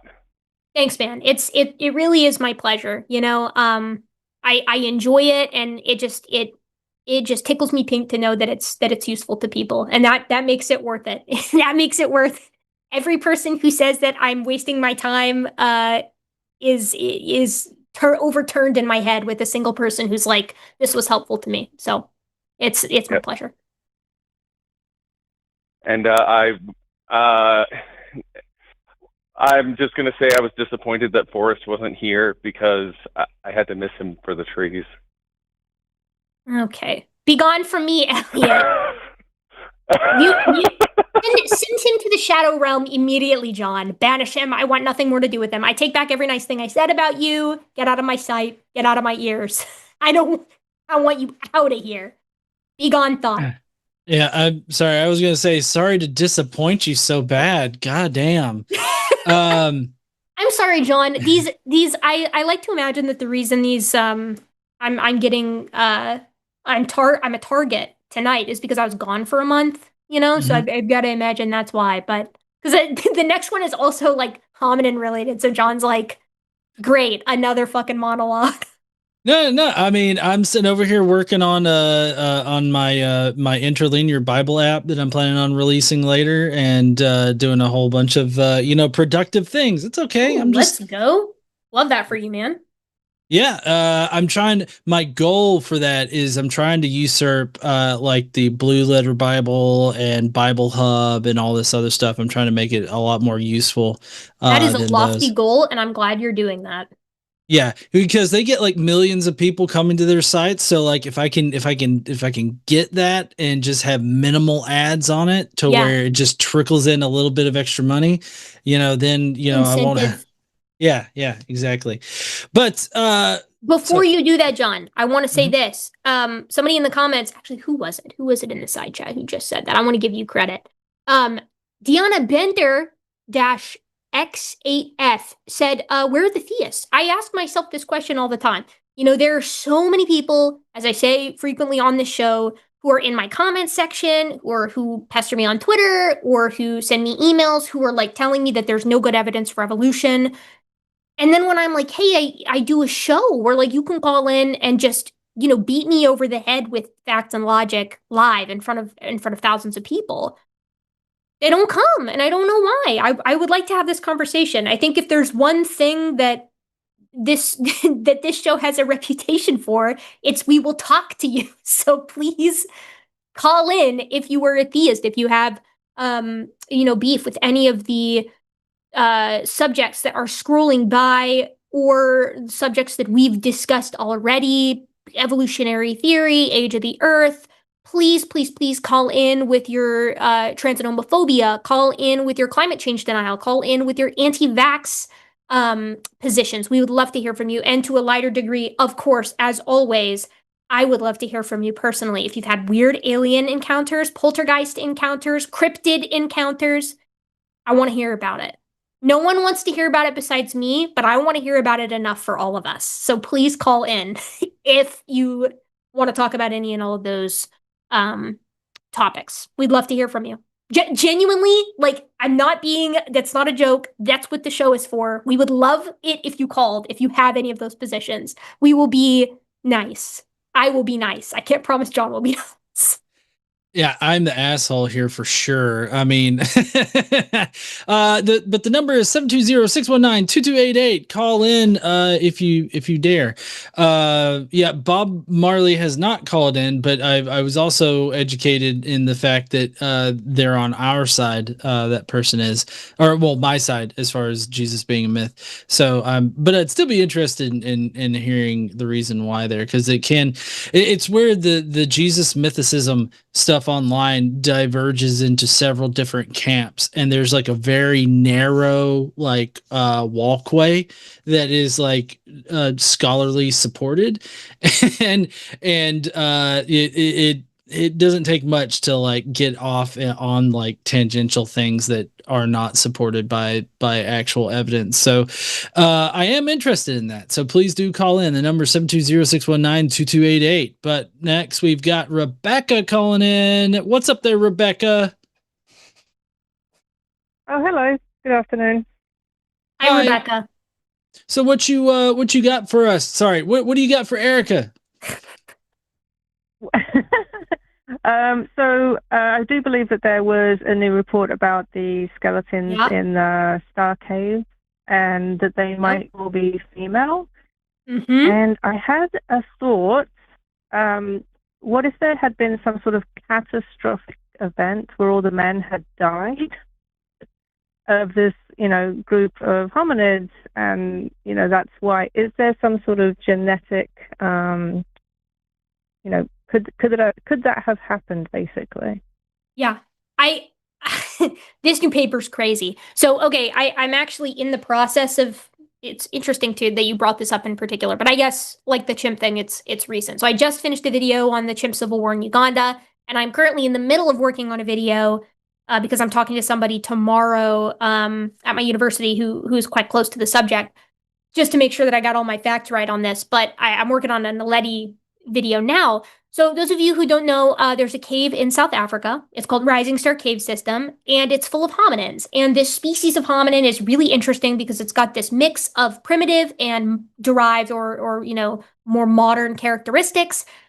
And yet this thing looks a lot like Homo habilis, who lived approximately, 1.8-ish to 2.8-ish million years ago. Very primitive hominin, one of the earliest members of genus Homo, if not the earliest member of genus Homo. And here we've got Naledi in South Africa, and it's dated to like 250-ish to 350-ish thousand years ago, right? Like it lived contemporaneously with humans, and it looks like Homo habilis. It's a very, very weird thing. So for a long time, the team has been arguing that the reason why these guys are almost the only thing down there in this convoluted cave system is because they went down there intentionally to bury their dead.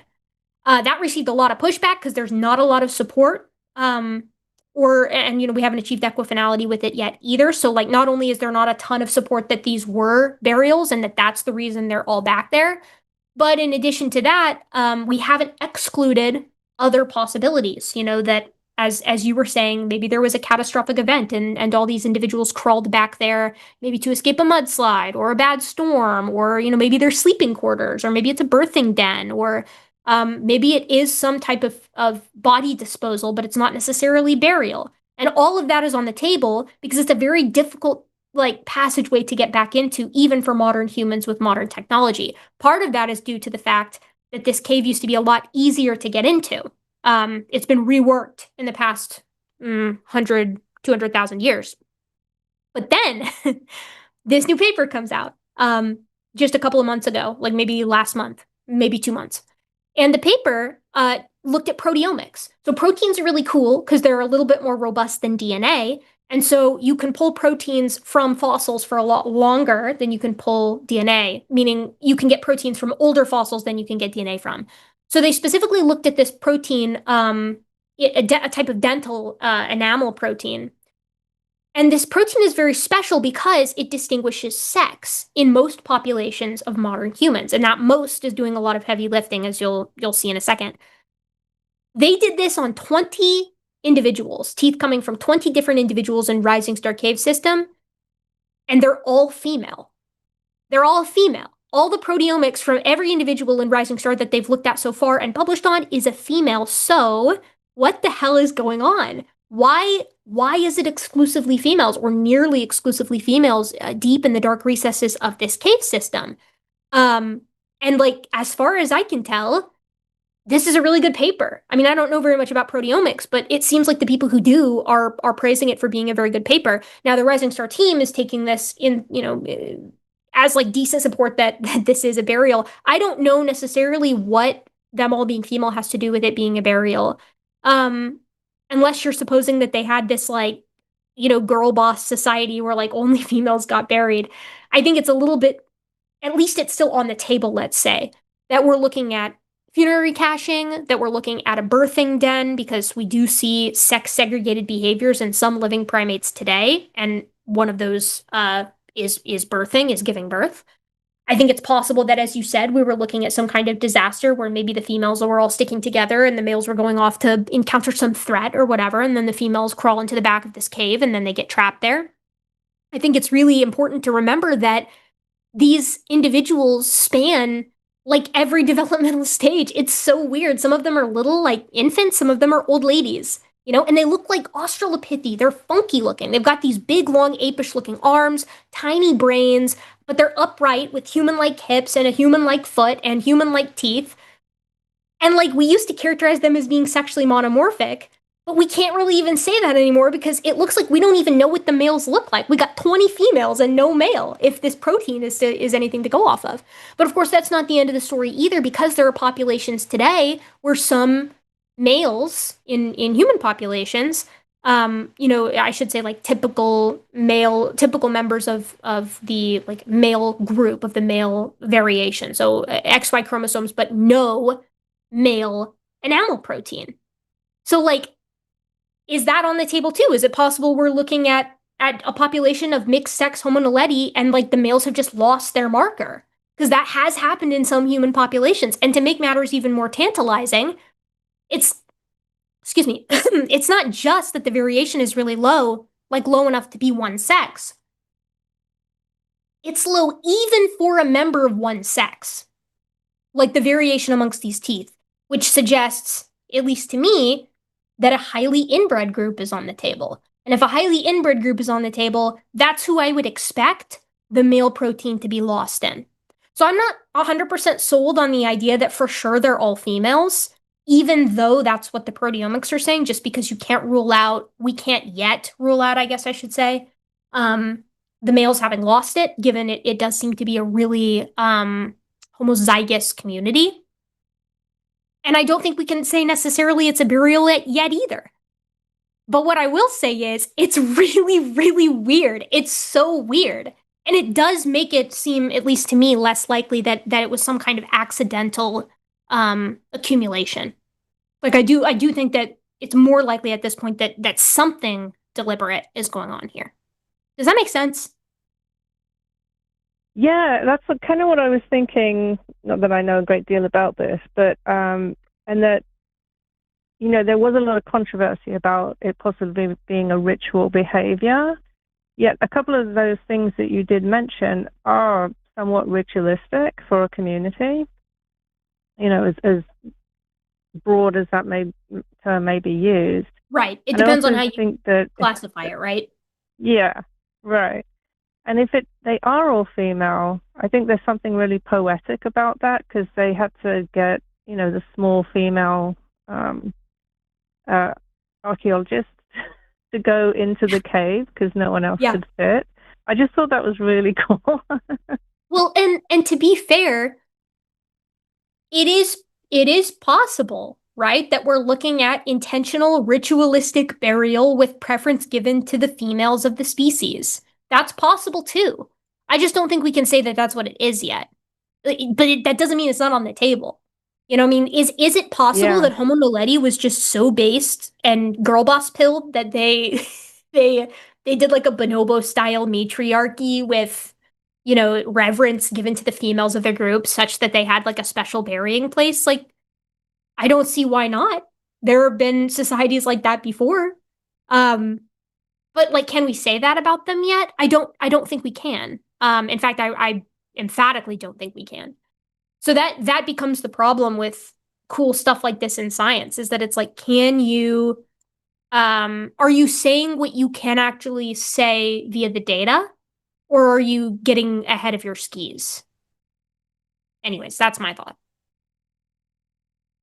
Yeah, thank you. Thank you for mentioning that, or talking about that, because I was really intrigued about that whole scenario, and I think that it's really cool. Yeah, it's a super cool paper, and like, again, I don't know, like a lot. I'll tell you the paleo Twitter / paleo blue sky response to this from a lot of people that I really respect was like, this is very weird. Like, this is so weird. What do we make of this? Yeah. Anyways, that's hopefully awesome. that answered the question. Yeah, no, definitely. And I don't know if I've seen a ghost, but I've definitely had spiritual moments at the stones in various places in England. Don't know what that's attributed to, but that's my ghost answer for you. Like, tell me about them. We want to hear. Okay. I'm sure you're all familiar with Stonehenge. Yeah. I've been to a couple of a few of the standing stones, and having touched them, because you weren't always allowed to touch the stones at Stonehenge. Right. It's like electricity. It's so powerful. And like there's another electricity. one.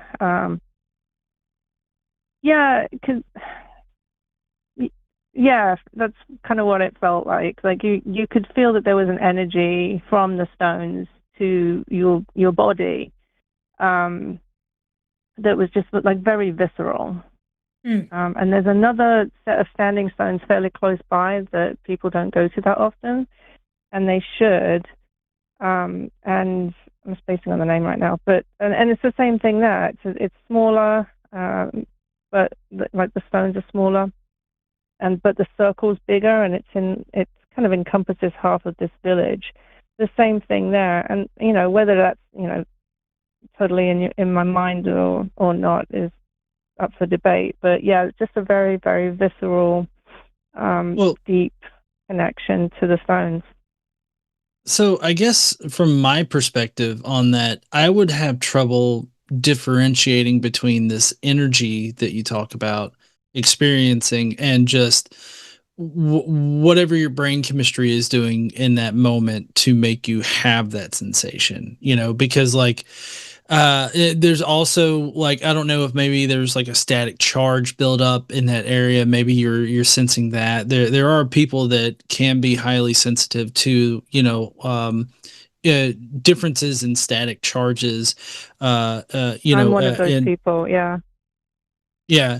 So, I mean, like, if there's enough static charge like built up in the air, just because of the weather or whatnot, kind of somewhat similar to how lightning, occurs and fires off and everything like that. Just having that kind of static charge in the air there. I mean, I could make you feel that way too. So I don't know. I would have trouble differentiating this energy from just, a normal human experience that you just don't understand, Yeah, for sure. I mean, it's kind of one of those things when you get into a place that is imbued with so much of that kind of thing, your mind does tend to take you to different places, and you're like, well, is this anything real, or is it just, like you said, static electricity, or is it, my mind has just gone right there. But it was a pretty cool experience, all in all. But anyway. Do you think that maybe sorry. No, I was just gonna say that sounds interesting to me, and I'm wondering like one way that I think you could differentiate between it is like, and I don't know if somebody's done this. I would guess someone has, but you would think there would be a way, like if there is an actual electrical charge to like pick up on it, whether maybe you bring like a one of those little readers, and see if it's giving off anything strange. But if you think that maybe it's just something that you're picking up on that like an instrument couldn't pick up on, that I can't speak to. I don't know how you would test that.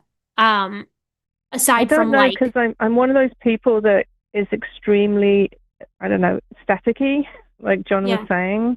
Yeah. So I probably shouldn't be doing it because I think I just do it in general.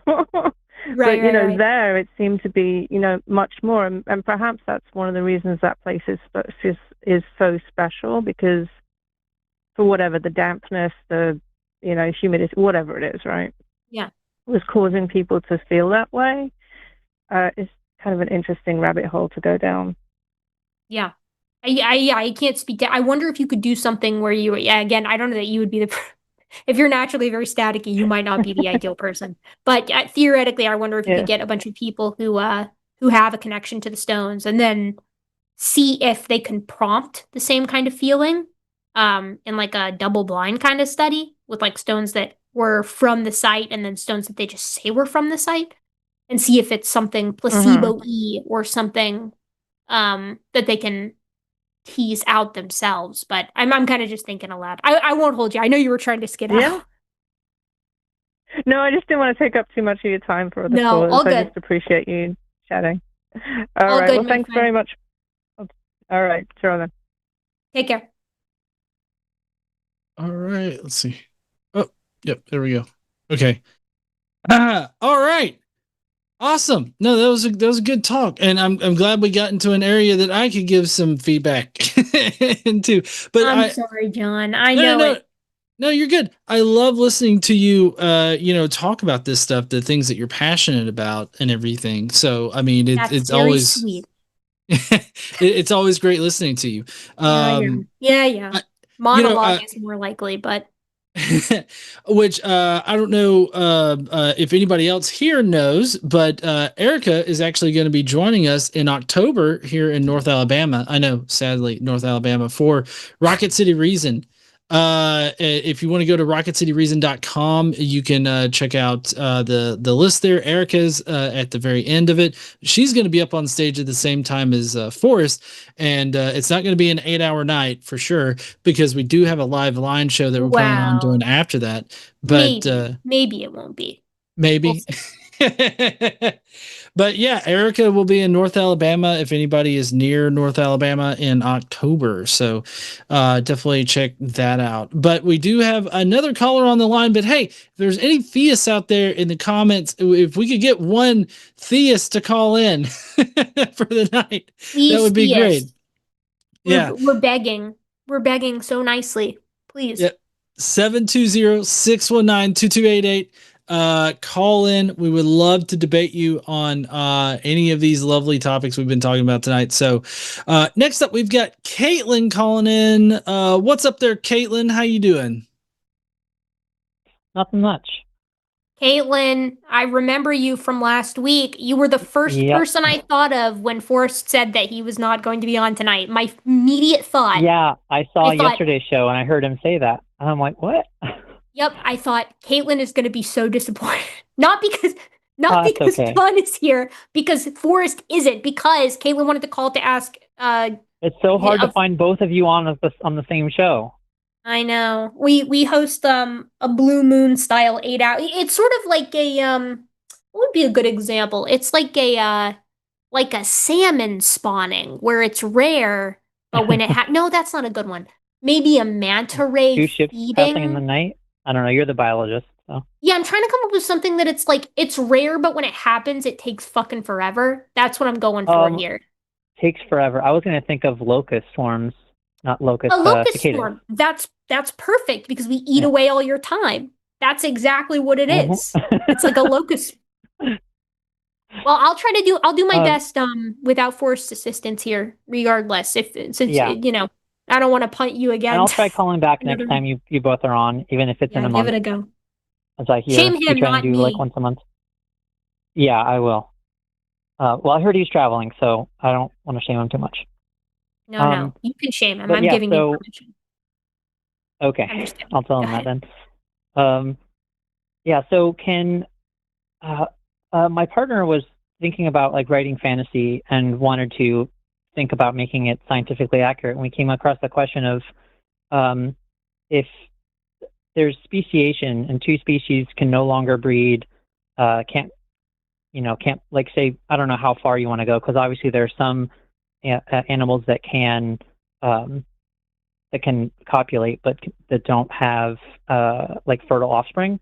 But yeah, I guess, is there a point? Because I know in biology there's usually not like hard and fast rules. But is it possible for species to speciate and then over a long enough time for them to be able to reproduce again, or is there like a point of no return? Nothing objective. There's not going to be an objective line that it's like, okay, after this point in time, it's impossible for you to re-evolve reproductive compatibility. That being said, like, is it feasible, or how is that? Is it common? Sorry, say that one more time. Is it like feasible or common? Like, I'm sure that you could probably find a non-zero number of times it's happened, but I'm just curious, like, especially for animals or mammals. I mean, I think it would be way more likely that it would never disappear in the first place, right? So I'll give you an example. American paddlefish and Russian sturgeon have been separated for like 200 plus million years. Not just phylogenetically, but also just geographically, right? They're located in fresh water on different continents that have been slowly moving apart since Pangea to present day. And yet, thanks to modern fisheries, if you put them in the same area, they will breed and produce viable offspring. Or I should say they can breed and produce viable offspring. On the other hand, you have E. coli, right? Or not E. coli wouldn't be a good example. You have Drosophila, like fruit flies, that in a lab, we've watched reproductive isolation emerge over the course of, a couple hundred generations. So it's like, what's going on here? And the answer is the pressures, right, that are causing them to speciate, or that are favoring specific mutations aren't set in stone. They're not directional insofar as we can tell. At least not in any discernible direction outside of the environment and an individual's fitness. So because of that, there's no guarantee that just because organisms are separated geographically that they're going to become reproductively isolated. It just so happens that it usually happens, right? Because reproduction and at least eventually. Yeah, exactly. The pressures surrounding reproduction are usually so strong and act so quickly.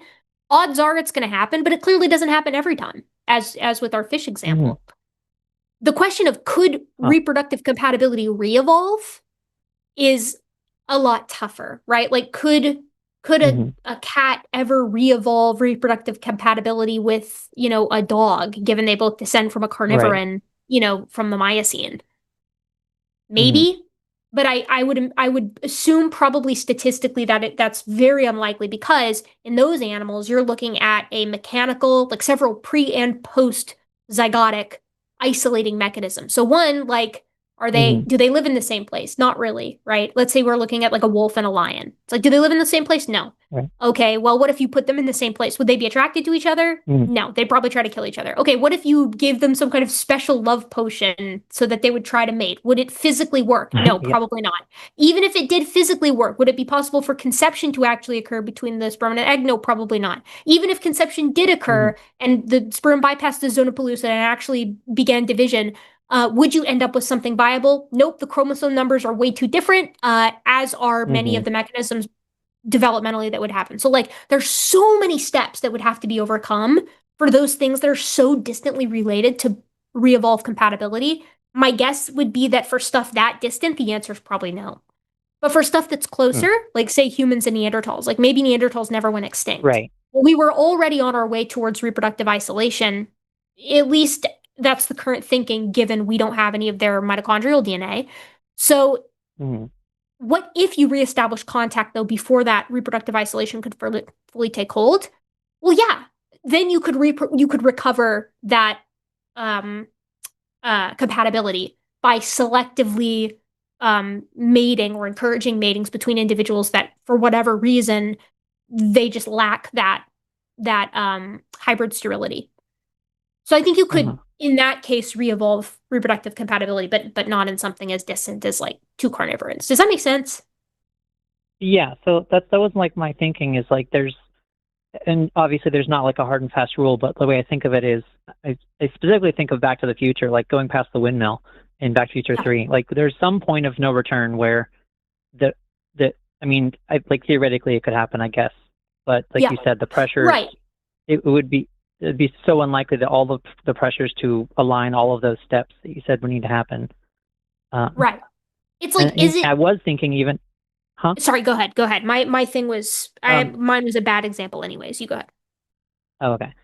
Yeah, and our thinking was, and this kind of a related, a second question that's related to this question is,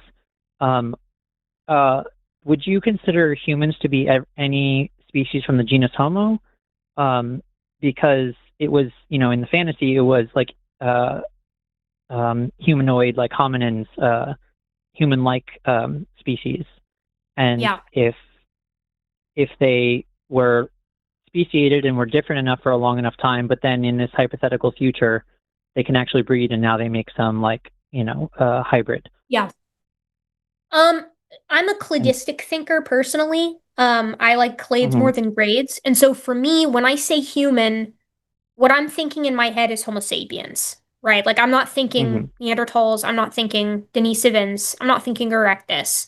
And the reason is because I think when you expand Homo to include habilis and to include Rudolfensis and Naledi and Floresiensis, like even in shorthand, you're packaging in a lot of things that we think of as defining to humans that they probably didn't have. Given is that technological unique to humans, advances. Though, or I don't. The same in like other animals where we might say that if they're from the same genus, because oftentimes species from the same genus can procreate, right? Like we did with Neanderthals. Yeah, and I don't know, right? Like we don't know if humans were capable of reproducing with Floresiensis or habilis or Naledi. Like Right. we have ghosts in our genome and we don't know who they belong to. We know they're not Denisovans, we know they're not Neanderthals, and we know they're not sapiens, but we don't know who they belong to. They could be Erectus, they could be an as yet undetermined later member of genus Homo, they could be Naledi, they could be Floresiensis. We have no idea who they are yet. I've got my fingers quadruple crossed that we're going to get some DNA from Naledi and from Floresiensis and from Erectus, because that would just be the coolest thing, or at least some more proteins. But I don't know. I don't know. I know there have been efforts, but I don't think any have been successful yet. Cool. Yeah, well, this has been really informative. I also wanted to say I just got accepted into nursing school. I've been doing prereqs for 2 years. Congratulations! That's phenomenal. Thank you. Yeah, so I start in the fall, and that's going to be so exciting. I'm such a scientist at heart, but I never wanted to study the sciences, the level of study that you do, but studying the human body and taking care of people. My dream job is to be a flight nurse in Antarctica at the scientific research stations. I know, right? So, science is science, man. It's all good. Yeah. Okay, well, congrats, thank you very much. Caitlin. That's hopefully awesome. I can. Thank you. And hopefully I'll get to talk to you and Forrest. Sorry about I forget the name of your co-host. Oh, John. John, sorry, John, for leaving you. That's all right. I forget my name too. It's okay. John's got some calls coming up. We got some calls that are in John's lane, so don't sweat it. He's going to be real happy in just a minute. Take care, Caitlin. Well, I'm going to try and call back and ask. Sorry, go ahead. Oh, I was just saying call back. Call back again. Yeah, I will. Next time you and Forrest are on together, I'll try. Do it. Bye. Thanks, Caitlin. Bye. Thank you. Bye. All right, John. I'm about to take a back seat here for a minute. This is all you. Hey, I'm here for the ride, and I love all this science stuff. The especially your area of expertise is where I'm weakest at. So I'm here to learn too. So man, that's how I like to look at it too. Whenever I host with somebody, like yourself or like Dr. Adair, Dr. Blitz, or I'll even admit it, Forrest sometimes, and I can learn something from whoever I'm on with. In an area that I'm not call, I just have to say for a second there, Erika, your hair behind your armpit looked like you had crazy long armpit hair. Oh, wait, like that? Wait, hold on. Let me. It was like sticking. Yeah. It was like sticking out the side of your body. Yeah, it was crazy for a second. I was like, what in the world? What if I did? Wouldn't that be crazy? If I had armpit hair that looked like that, might have to grow it out because it would be so like this is. If I do say so myself, my hair is very soft, and so I think this would be. I think it'd be criminal to not grow it out if it looked like this. If it looked this good. All right, John. This is you, my friend. Yep. So we've got Dalen calling in from Utah, I believe that is UT. What's up there, Dalen? How you doing? Not much. I'm sorry, I didn't quite catch your name. I am John, the Godless Engineer, and this is Erika. Hi, I'm Erika, the gutsy Gibbon. Hello. How are we? Oh, we're good. Doing pretty good. It says that you want to explain why you believe in God. So first we need to, know what flavor of God we're working with here. Sure. So I'll be the first to admit I'm definitely an amateur at this kind of stuff, but I definitely want to, try and get some practice and experience, speaking with people. For the specific flavor, I would say I'm probably more of like a classic theist, and to give a little bit more direct accounting for that, I'm currently pursuing become a catechumen at the Orthodox Church. Okay. So, I mean, at the Orthodox Christianity? Yeah. Okay. I mean, then you wouldn't be necessarily a classical theist, would you? I mean, you'd be a Christian, right? Yes, I'm a Christian, but I think that classical theism is kind of a more philosophical way to point toward the same same shape of God that's a little bit more approachable than like the classic, Orthodox Christian framing. Well, I mean, a classical theist sort of God can be an evil dickhead, whereas the Christian God is omnibenevolent. So, I mean, I think that there's enough of a difference there that you'd have to argue for one or the other. Well, perhaps then I am making a category error with my definition, because I would say that God is ontologically benevolent. So I wouldn't argue for, as you put it, like a dickhead God. I think that God is what actually sets the standard for what goodness is. Okay, but I mean, how do you know? Yeah, I guess that would be the question that I would have next. How do you know what is good if we're not using the Bible? Well, the same way like anybody else knows what is good. I think we kind of have the ability to discern for ourselves, what we think is good and right and correct. And obviously we can be wrong. And so that's where the church comes in to help correct when we're misaligned. But like, I think we would probably agree about the same basic human goods. We would probably both say human flourishing is something we should strive for. Well, yeah, but I don't think that your God would necessarily agree with that. If you're working off of a Yahwistic sort of God, I mean, you can't make that statement if you believe in the God of the Bible. I can't say that God thinks that human flourishing is good. Well, I mean, yeah, specifically, I mean, because he orders the killing of people and reduces flourishing all the time in the Bible. So I guess my understanding of that is less of like how would I even explain it? I think it's often the case that we attribute like God saying, yes, go kill those people, as like a kind of divine command, interpreting that as like God being an actor that goes out and makes things happen. I would say, I think the way I view it is that the nature of God is such that consequences follow when we move in opposition to his being. And so he didn't command that those people be killed in a kind of like go out and make it happen sort of sense because God said so. I think that was just a consequence of what followed from, their way of being. Their way of being. I mean, so can you put that into the context of 1 Samuel 15, 1-3?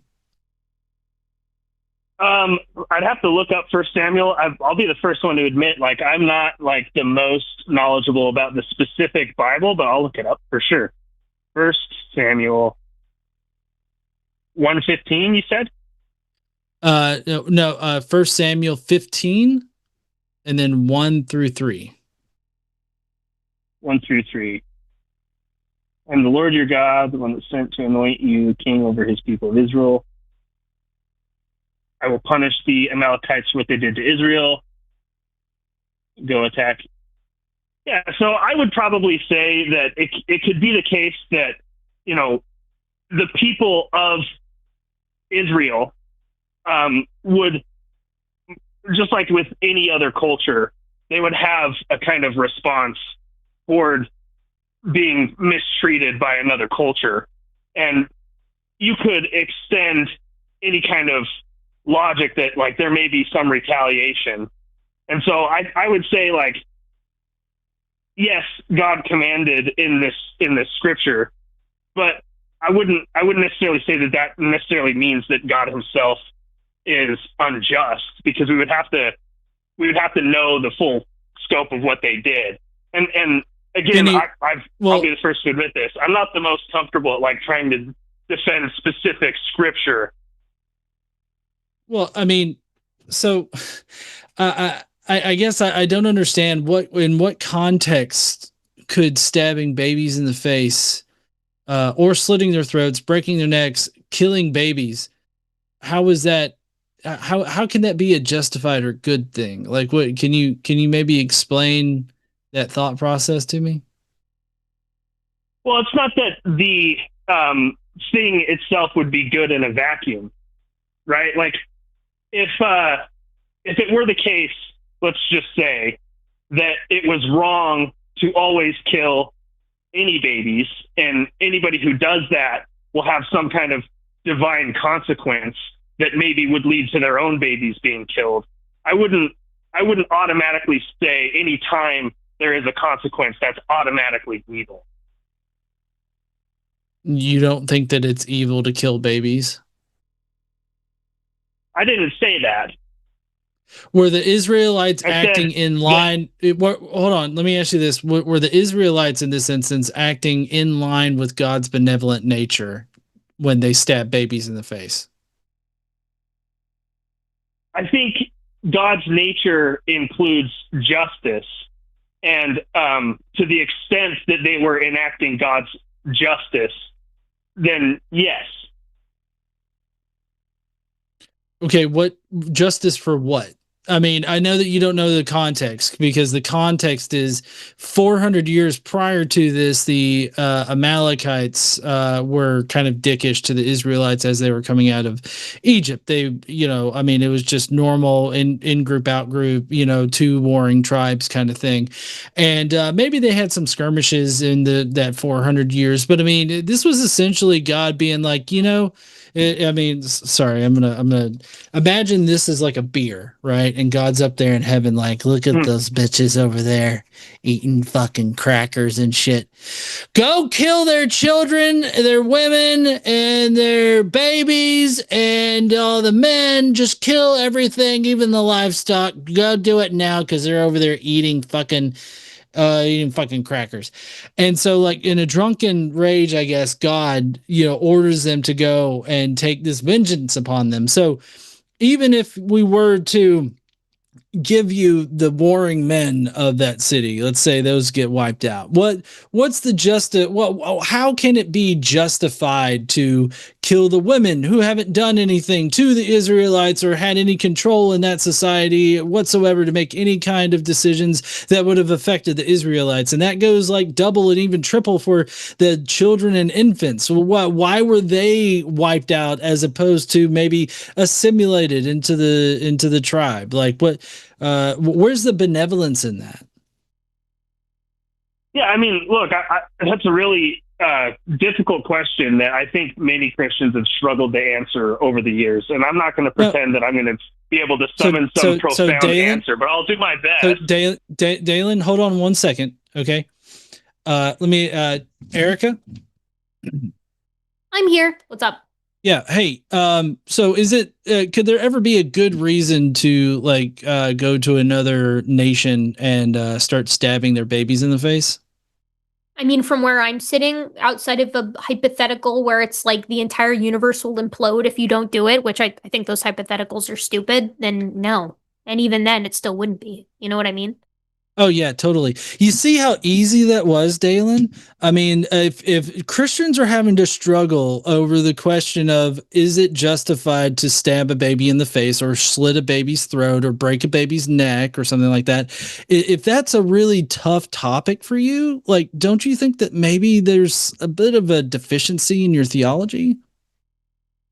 Absolutely not, because there's a little bit more to it than just whether or not it's someone's opinion that we should or should not do that in an objective sense. I would agree, obviously, that we shouldn't go do that. But to try to answer the question, you have to take the context of the culture, the context of what the Bible's saying, and the context of like the actual nature of God that we're speaking about here. Because I wouldn't say that God made the command as though he was some guy sitting on a throne saying, because he'd been drinking, go do this because I command you to do it. I know it's phrased that way in the actual Bible, but it seems more apparent to me that like God is the thing by which reality itself is structured after. And so whenever you have injustice between cultures, you have retaliation, and that just seems to be the nature of, how human beings are toward one another.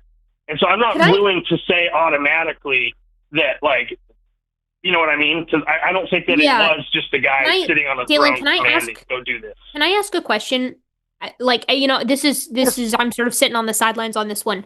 Since you were talking about the importance of context and, you know, maybe we don't have the full story. There's like a human element to writing it down that's maybe obscuring what God actually said or whatever. I am curious from your perspective, what do you think could justify what the Bible records? Right? Like in that specific instance where, you know, all these whatever babies are wiped out, or, you know, I'm not as familiar with the Bible passages, but the other one where it's like, you know, take the young girls for yourself or whatever, you know, like there are a couple of like buzzy ones that people tend to cite, especially when discussing problem of evil. But like from your perspective as a human right now, can you think of any circumstance that would justify it? Because I can't. So I'm curious, like, what's going on in your head that you're able to be like, you know, we might not have the whole story. With the whole story, it might actually be okay. So, like, what do you think specifically happened that in your head makes it fine? Well, again, I don't know all of the particulars of this specific verse that you're trying to have me defend. But what I would try to say is like, yeah, I can think of situations where like stomping your enemy into obliteration so that they don't retaliate back against you because they've been completely annihilated. That seems to be a common thing throughout human history. It's not great. It's not beautiful. It's not lovely. Well, but it seems to be. So Dalen, it seems to be a thing. So Dalen, sorry for interrupting, but we're not talking about, I feel like there's a bit of a category error that we're getting into here, because we're not talking about other humans in history. Like if we were talking anthropologically, I mean, we can explain why the Israelites were savage, uneducated, but well, I say uneducated, they were just savage and working off of the knowledge that they had, which was incredibly reduced from what we have now. So like anthropologically, we can understand why they would be so savage, and we can accept that they were savage, and we can condemn them for doing so. But from your perspective, what we're talking about is an omnibenevolent, omniscient, and omnipotent God that had the power to stop them, that had the knowledge that it was wrong for them to stab babies in the face or kill babies, kill infants, kill children, kill the women that didn't do anything.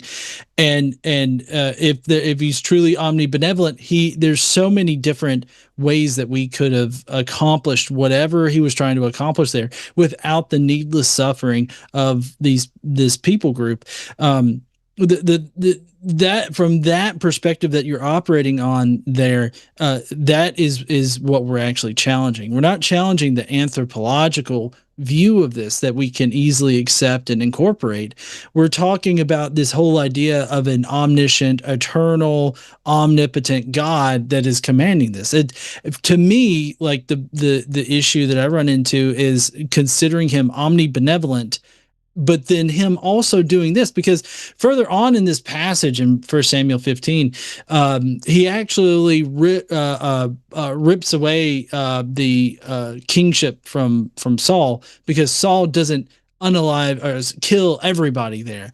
But it's not because he killed the kids or the infants or the women. No, it was because he left the king alive. Saul left the king alive, and because Saul did that, Yahweh took away the kingship from Saul and gave it to David, right? So he punished Saul, drove him mad with, the devilish spirits and all this other kind of shit. He drove him crazy. But all because he left one asshole alive, the king asshole there, right? He didn't get in trouble for killing the kids because that's what God wanted him to do. Now, to tie this all back into where we started off at, you're talking about your classical theist God as being benevolent as an internal property of him. But that is one aspect of the problem of evil. And then you've got the other aspect of the problem of evil, that is the unnecessary suffering that happens in the world. And for that, I think that you would have to, again, appeal to the Bible, because like for unnecessary suffering, what I'm talking about is like children born with bone cancer or other genetic diseases that are obviously harmful. They don't serve any kind of purpose. But typically people start to appeal to like Genesis and, you know, the whole sin thing and everything. But I'm kind of curious, what's your take on the natural problem of evil? Yeah, the natural problem of evil appears to me to be a consequence of distortion and misalignment with the good that is already made from God. If you think about evil itself is parasitic. There isn't any positive attribute of evil. We don't think of like cancer as being a new thing. It's generally considered a degeneration of what the good that already is. And so I would just say, like, God permits evil, and evil happens as a consequence of sin and misalignment and I guess distortion is really the best word I can point to. Okay, so Dalen, yeah, let's just say, for a hypothetical, that you have the cure to cancer, right? You've got it in the palm of your hand right now, okay? And you're withholding that right now. Are you doing harm to the world by withholding that?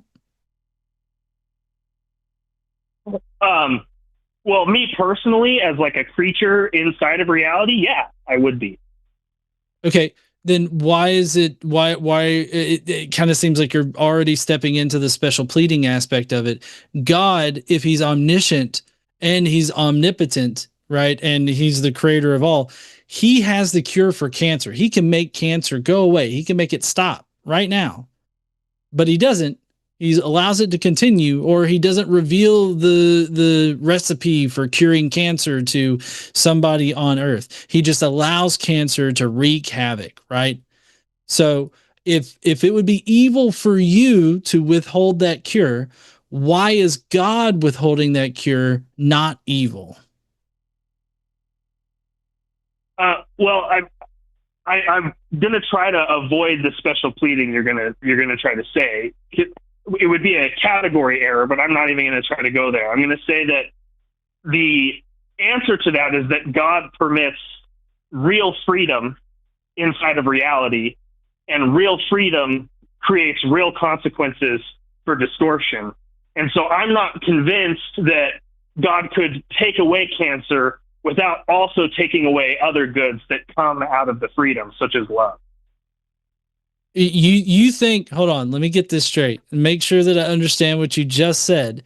You think that if God cures cancer, then that somehow is going to prevent everybody from feeling love?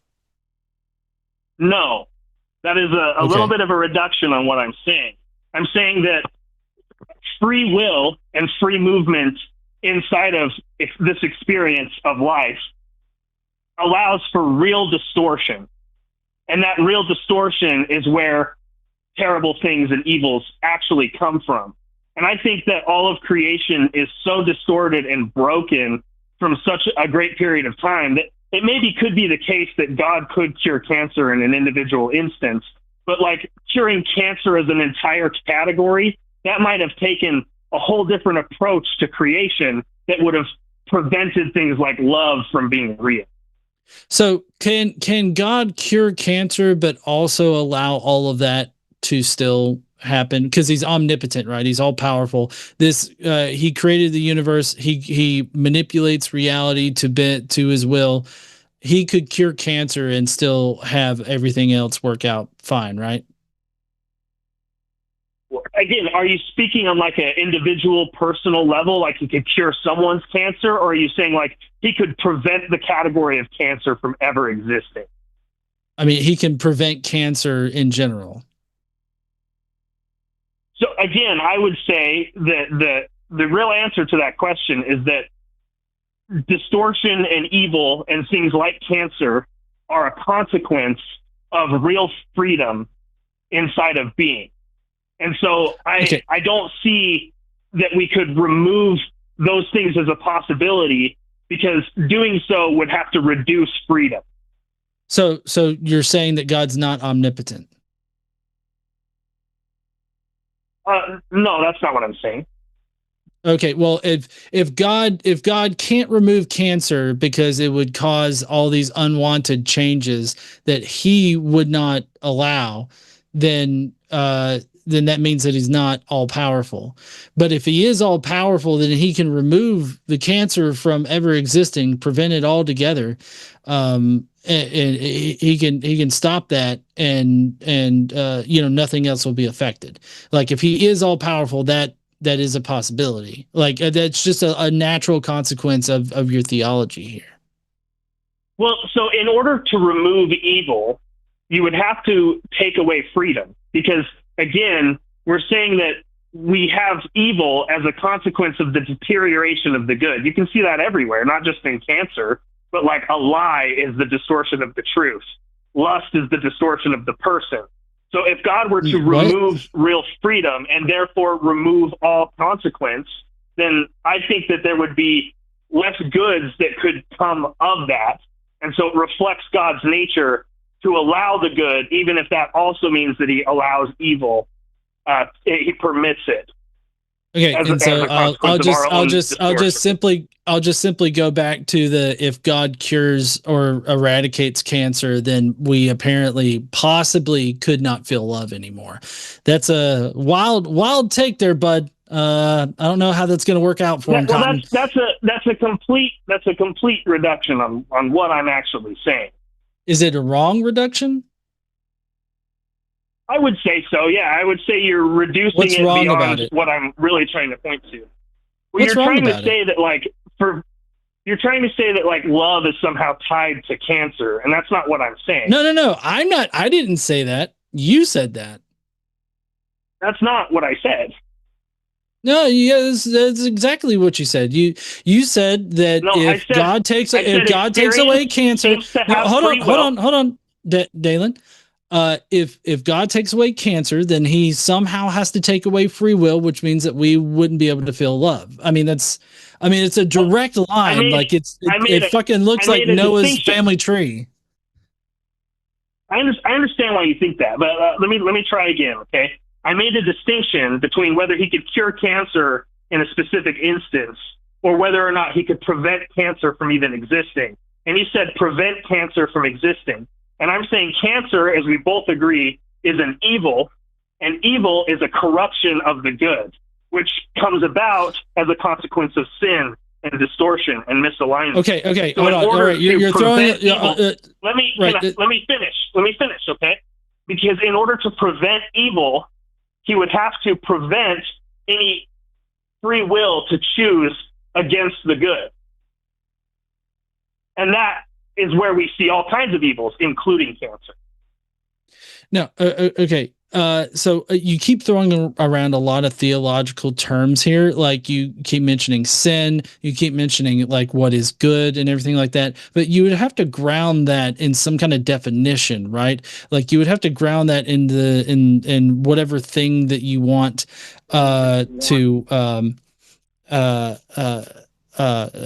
you'd have to ground that in some kind of way of knowing like what sin is and all this other stuff. So I don't know. Sorry, if I've been pronouncing your name correct, is it Dalen or Dallin? It's Dallin, but it's fine. I don't Dallin. You can call me whatever you want. Sorry about that. We do have another theist that wants to have a discussion. This has been interesting and eye-opening kind of deal. I hope that you'll call in again. I know we're always looking to have good conversations like this, but I think that we need to hit up our last caller and then we need to do super chats. Okay, bud? Yeah, no worries. Thanks for letting me come up and giving me a shot. Take care, dude. Yep. All right. Yeah, it's always a rather interesting trying to argue between classical theist God and the Bible God, because you normally have to you've got to cross those streams there a bit if you're going to be defining those things. Yeah, I don't know. I find the appeal to like, well, what if evil is required for an even greater good to be unsatisfying? Yeah, no, To sum it up. I agree. I agree. It's totally unsatisfying. Before we get to our last caller tonight and do our super chats, I do want to read out the schedule that we got for this next coming week. So tomorrow, Tuesday at 6, we've got Chewed Gum with Alyssa and Taylor, and then Calling It Now over on Jimmy Snow and the Line has Ari and Jimmy, and then Wednesday we got the Hang Up with Matt, and then on Thursday we've got TACIS at 2, and then we've got Calling It Now with Luxander and Ari, and then the podcast is going to be that night as well. Then on Saturday we got Devangelicals with Justin DZ and Thinker, and then on Sunday we've got Matt Dillahunty and Seth for the Sunday show, and then the Sunday show after dark we've got Owen and Eric, Skeptics and Scoundrels, and then Calling It Now on Sunday is Jovan and Jimmy Snow. So we've got a lot of great stuff coming up this week, so if y'all would like to tune in then, if you didn't get to call in tonight, definitely call in on those shows. They're always looking for great conversations. Next up we've got Jeremy, who's open to debate any topic. What's up there, Jeremy? How you doing? I'm doing good, man. How about you? Doing pretty good. What's up, Jeremy? So What's do you going on? yeah, I was just gonna ask, like, do you have anything in particular on your mind as far as like what No. you I could care less. I could care less. Okay. I didn't really what catch all flavor y'all's of crap. theist Like I are said, you? what do you mean flavor? Just what God do you believe in? I guess it would be the Christian God more so. Okay. So how do you parse the Bible? Like, do you take the Bible to be like the inerrant word of God, or do you lean a different way? Well, I'm not sure what the actual claim on the Bible is, whether it's inspired by God, divine word of God, this, that, or the other, but general impression, I think it is. It's a decent source. Okay, a decent source of what? Information. Like information. Do you think it records a literal history? Yes. Excuse me? I said, do you think it records a literal history? A literal history, yes, to a degree. And it, like I said, I'm not as familiar with the Bible as I probably should be. Yeah. But taken as a whole, I look at it slightly different, but yeah. I'll ask. My line of questioning is going to be pretty simple. Do you think that the Earth is like 6,000 years old, or do you accept that it's like billions of years old? What do you think about that? I think it's closer to the 6,000 when you reevaluate the original information with current information. What do you mean when you say that? Well, the first theory for deep time had a lot of missing information, and when you reevaluate, excuse me, I got been a little sick. When you reevaluate the initial calculations with updated information, your variables are anywhere from 1 million to almost 1 billion times different. So it definitely draws that into question. Now, like I said, I can't say one way or another, but I can definitely say that needs to be reevaluated. So, I mean, and I would me say toward that's where I'm going to push on, right? Because like I come from a background of like, studying evolution and paleontology, so like age of the earth stuff. So that's going to be where I'm going to push back, because I would say that we know very, very strongly, like without just about as much as you could know something in science. I would say we know that the Earth is not 6,000 years old. I would say that every line of evidence points us towards about 4.5. Can you justify that? Yes, 100%. Can you justify that? Yes. Without 100%. using things that were originally off? Yes, 100%. That weren't originally off. I don't know what that means. Yeah, so well, if the very first if the very first basis for something is wrong, everything that's tied to it is wrong as well, correct? Yes. Okay. Not necessarily. Not necessarily. But it's okay. We don't Yes, we don't necessarily. need no, not necessarily, but I don't need to appeal to that for this. I mean, we can count tree rings, varves, and ice cores, right? All of which have annual or once per year depositions. We can cross-check All of those which with are one based another. on the false timeline. All of that is based on the No. original foundation, which was Jeremy, wrong. Yes, it is. Jeremy, All you're these talking aren't is built. circular reasoning. Jeremy, these aren't built on the false Yes, they are. timeline. These are the Okay, timeline. then This is where the timeline comes from. What is your constant for measurement on that timeline? Because It depends on which method we're looking at. If we're looking at tree rings, it's 1 ring per year, depending on conditions. If we're looking at varves, it's two layers annually, depending on whether we're looking at spring or summer. And if we're looking at varves, then we're looking at 2 depositions, 1 for the spring and 1 for the fall, depending on internal factors like detritus, pollen, spore counts, things of that nature. Now, unless you can point me to a single place on Earth that experiences thousands of seasons per day, then varves get us to 8 million years minimum. Do you have a single place on Earth that has thousands of seasons per day? Okay, Jeremy, so I had to mute you because you seem to not understand how conversations work, okay? We are the hosts, so we can direct and drive the conversation as we see fit. And we're going to we've been very charitable with people tonight, allowing them to speak for long periods of time. So we know how to have a conversation. We just ask that you also respect that, okay? So I'm going to unmute you so that you can answer Erika. Erika, can you repeat your question one more time for me? Yeah, because we have varves, which rely on seasonal depositions, and those get us to about 8 million years of age, just from raw counting, just counting alone. What Jeremy needs to provide to get us closer to 6,000 as compared to millions or billions of years is provide a single place on the planet Earth that experiences thousands of seasons per day to explain those millions of varves. Just one place. All right. You're unmuted there, Jeremy. What you got? Oh, I'm unmuted. Well, I really can't answer her question, but she can't answer mine either. So I guess we're at a standstill because you're avoiding my premise question, correct? Jeremy, can I answer that without being interrupted? Then I'll toss it to you. I didn't interrupt. You were avoiding my premise. Cool. Then and going off on a tangent that's unrelated. Then let's just back up then. Are you aware that the deep timeline that we have is made off of observations like varves? Yes. That is fine, but what is that constant based on? Where did you start your timeline? How do you get your information?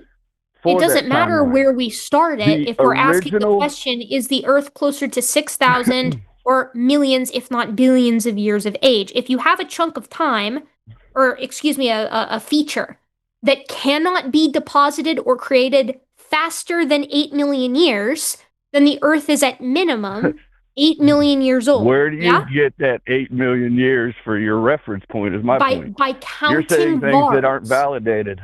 Nope. What I'm using is observational science exclusively. Literally modern rates taken backward in time. So at these places where these varves come from, in many of them, like Lake Sugetsu in Japan, varves are still being deposited right now as we're having this conversation, and they deposit 1 couplet per year. Now we have 8 million couplets. How old is the Earth? At a rate of 1 couplet per year, with 8 million couplets, how old is the Earth? It's a minimum of 8 million years old, unless you can provide a single place, like I asked, using observational science that shows more than 1 couplet of varves being deposited per year, or the equivalent of thousands of seasons per day. If you can't do that, the Earth's 8 million years old minimum. Well, 8 million is a whole lot closer to 6,000 than 4.5 billion, right? I agree with you on that, but what I'm doing is walking us up. You see what I'm saying? I'm walking us up. Well, what you're doing is you're still avoiding the initial premise of the deep time theory. The very first deep time theory that all other things have a foundational basis for is incorrect. It's what is simply that? not. That. It's simply not, Jeremy. Can The you laws steel of man what that is? uniformitarianism. I don't know who the gentleman was, what exact year, Wait, late are you beefing with 1700s? uniformitarianism? Yes, he is. What's that? Is uniformitarianism what you have a problem with? Yeah, he's complaining that he's saying that uniformitarianism is wrong in its premise. Oh, okay, sorry. It sounded exactly like you said that. You're see again, you guys are, am I unmuted? You're not muted right now. You're not muted. You're not muted, Jeremy. I was trying to explain. I didn't say the laws of uniformitarianism are flawed. I'm saying the laws of uniformitarianism, when applied with new information, change the whole outcome of the original dating process. Can you give us an example? Everything subsequent. Well, yeah, you have sedimentary rocks forming in less than decades as opposed to 100 million years. You have rapid erosion. Jeremy, I'm gonna have to stop you with that. I'm gonna have to stop you at thing number one because that's not correct, right? There is not a single. It's not. I'm sorry, it's not, because what you're saying there rests on the proposition that the first people who investigated sedimentary rock said that all sedimentary rock has to deposit quickly, which no one ever said. What people said is that current rates can dictate time into the past, which means that if certain sedimentary rocks can occur in decades now, then you can explain many, many, many meters of sediment in relatively little time. However, if other types of sedimentary rock cannot form in decades in the present, then they cannot be reduced to small amounts of time into the past. I don't think you know your history on this. Like, where did Lyell or Hutton or any of these early thinkers say that? Because I've read a lot of their original work and they don't say it, at least in what I've read. They don't say it because they didn't have that information. That's the new information added to the equation that changes their outcomes. But they said the opposite of what you're saying. What I'm saying. They said the opposite of what you're saying. They said the opposite of what you're saying. Like what Lyell said, like I'm saying they said the opposite of what you're saying they said. So Lyell, in his case, during his journey around the world, observed several different geologic features. And he noted that these different features take different amounts of time to form depending on the rock or the feature in question, right? So some things can form quickly and others cannot. So that timeline hasn't changed. I don't know where you're getting that from because it's not correct. What we've found is that certain types of rock take a long time to form still to this day. In fact, billions of years in some cases for to explain, sort of the primordial rocks, Hadean era stuff on this planet. And others can form very quickly, which is perfectly in line with the uniformitarian principles as outlined in the Theory of Earth and in Principles of Geology by Hutton and Lyell, respectively.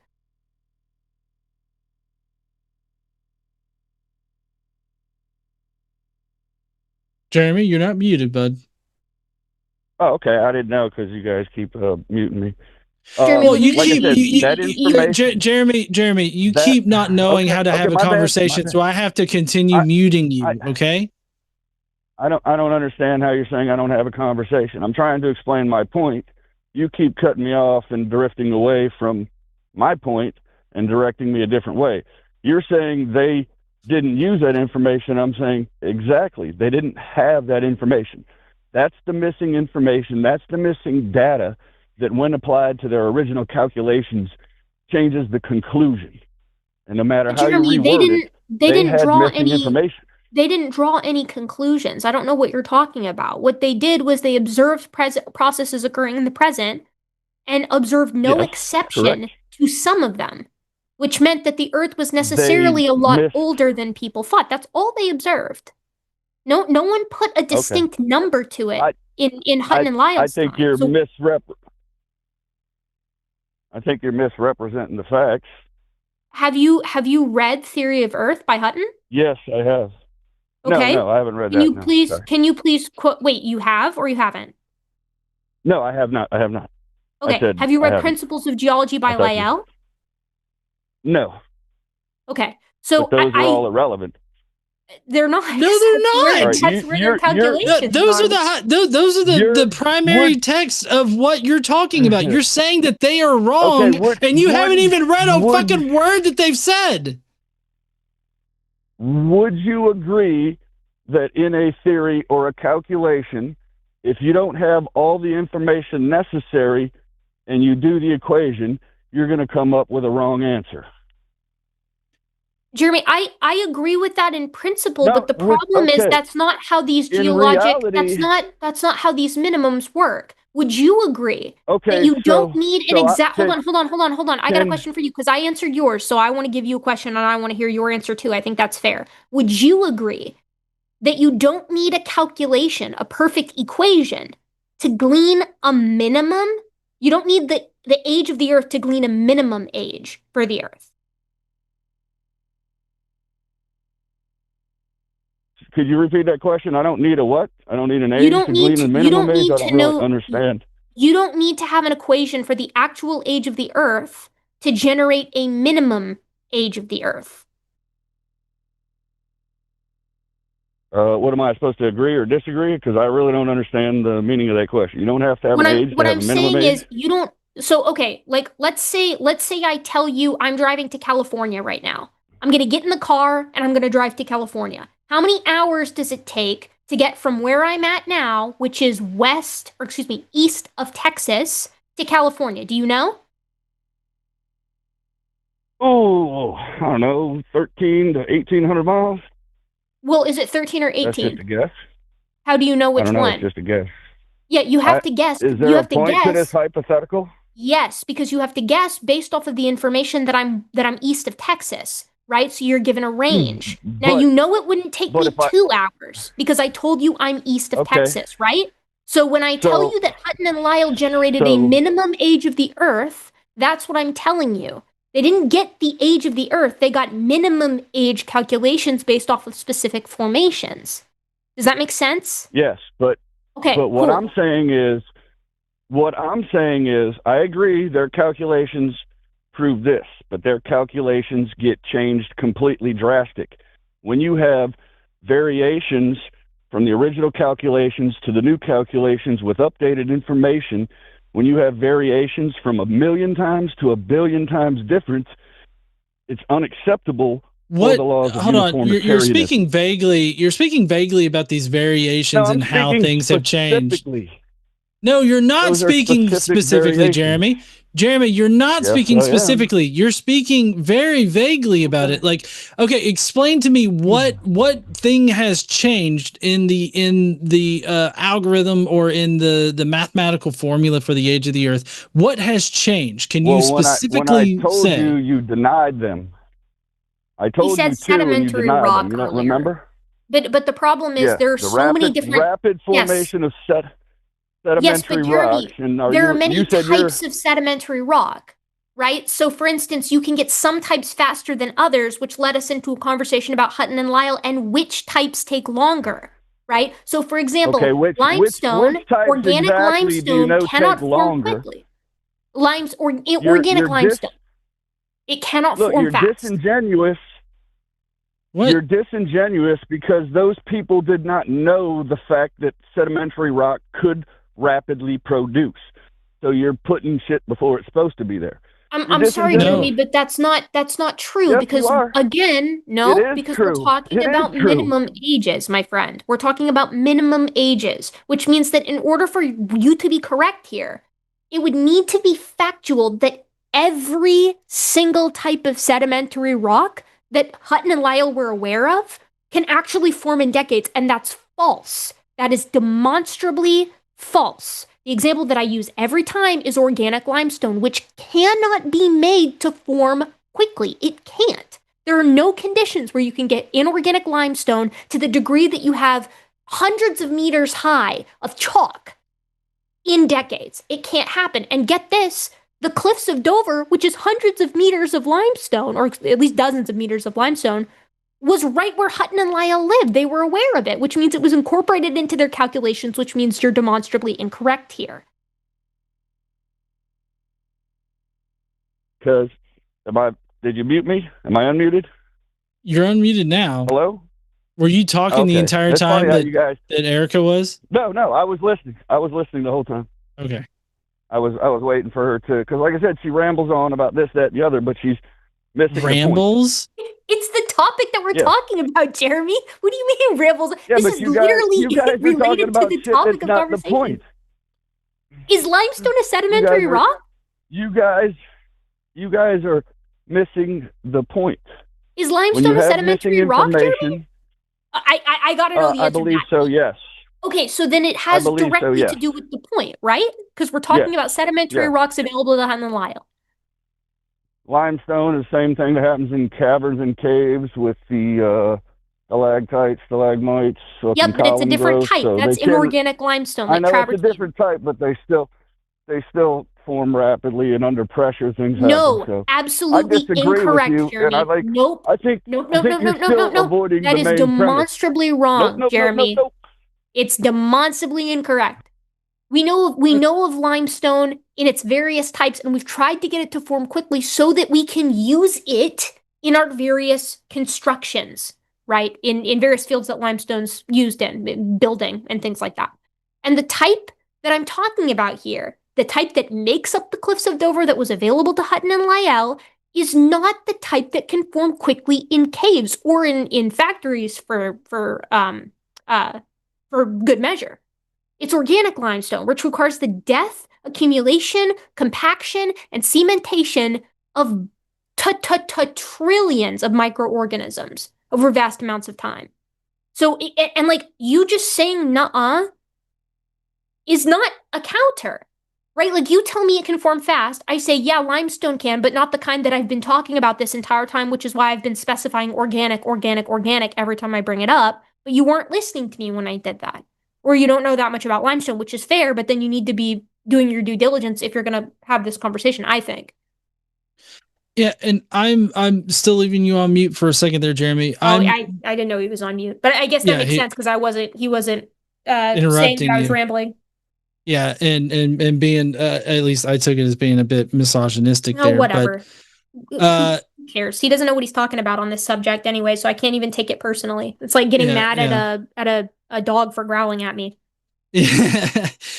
But Jeremy, I'm not understanding how like the discovery of different types of sedimentary layers and the different ways in which they form, the different time frames that they form. Like even if we expanded our knowledge from the time of Lyell and the others to now, and we've we've reformulated it so that we have a better picture of the age of the Earth. I don't understand how all of that is rendered useless in some kind of way. Like I don't see where the problem is in that process. That seems like a normal scientific process there. You're unmuted now, bud. Could you repeat your question specifically about the process?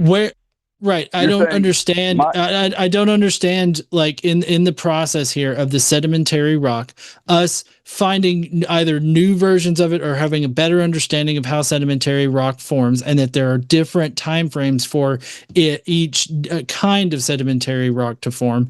Like, how does that mess up the basic idea of the uniformitarianism model, which is basically a summation of layers and how long each layer takes to form? Okay, I didn't say it messes up the basis. I said it changes the answer when you add that information to the equation. Right. It better updates our understanding of how old the Earth is.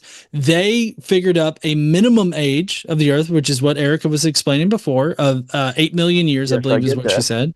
Right. Now we have a better understanding of that. Sorry, did I get something wrong there, Erika? No. I was remembering how far afield we were. And I mean, yes, they didn't put 8 million years to it. Varves is a different thing, but it doesn't matter. Like what you're saying is on the whole dead on. But I was rolling my eyes because I was remembering just how far we've gotten from the original topic. Yeah. And so now we have a better understanding because we have a better view of the geological column, right? As far as what layers are the kinds of rock that are there and how long each layer took to form. We have a better understanding of that. So we have a better understanding of how old the earth is. And it comes out to be 4.5 billion years old, right? I mean, give or take some millions of years. You're disingenuous again. How am I disingenuous? Because you're keeping the exact same numbers when you add new information, regardless. I'm keeping whether the exact I'm right, same numbers. Right. The numbers are changing. Okay. Can I finish? Right. I don't have the luxury to mute y'all, so I can talk. Well, see, that's what I was trying to explain before when you weren't listening. I said that we are the hosts. We guide the conversation. I so we have the leeway to interrupt you if we want to guide the conversation. Right. So you're guiding it away from my point. No, we're saying that your point is wrong, and we've been trying. No, it's not disingenuous. I know, exactly. I'm really getting fucking tired of that right now. I know, because you can't answer my simple question. When new information is added, it changes the conclusion. Period.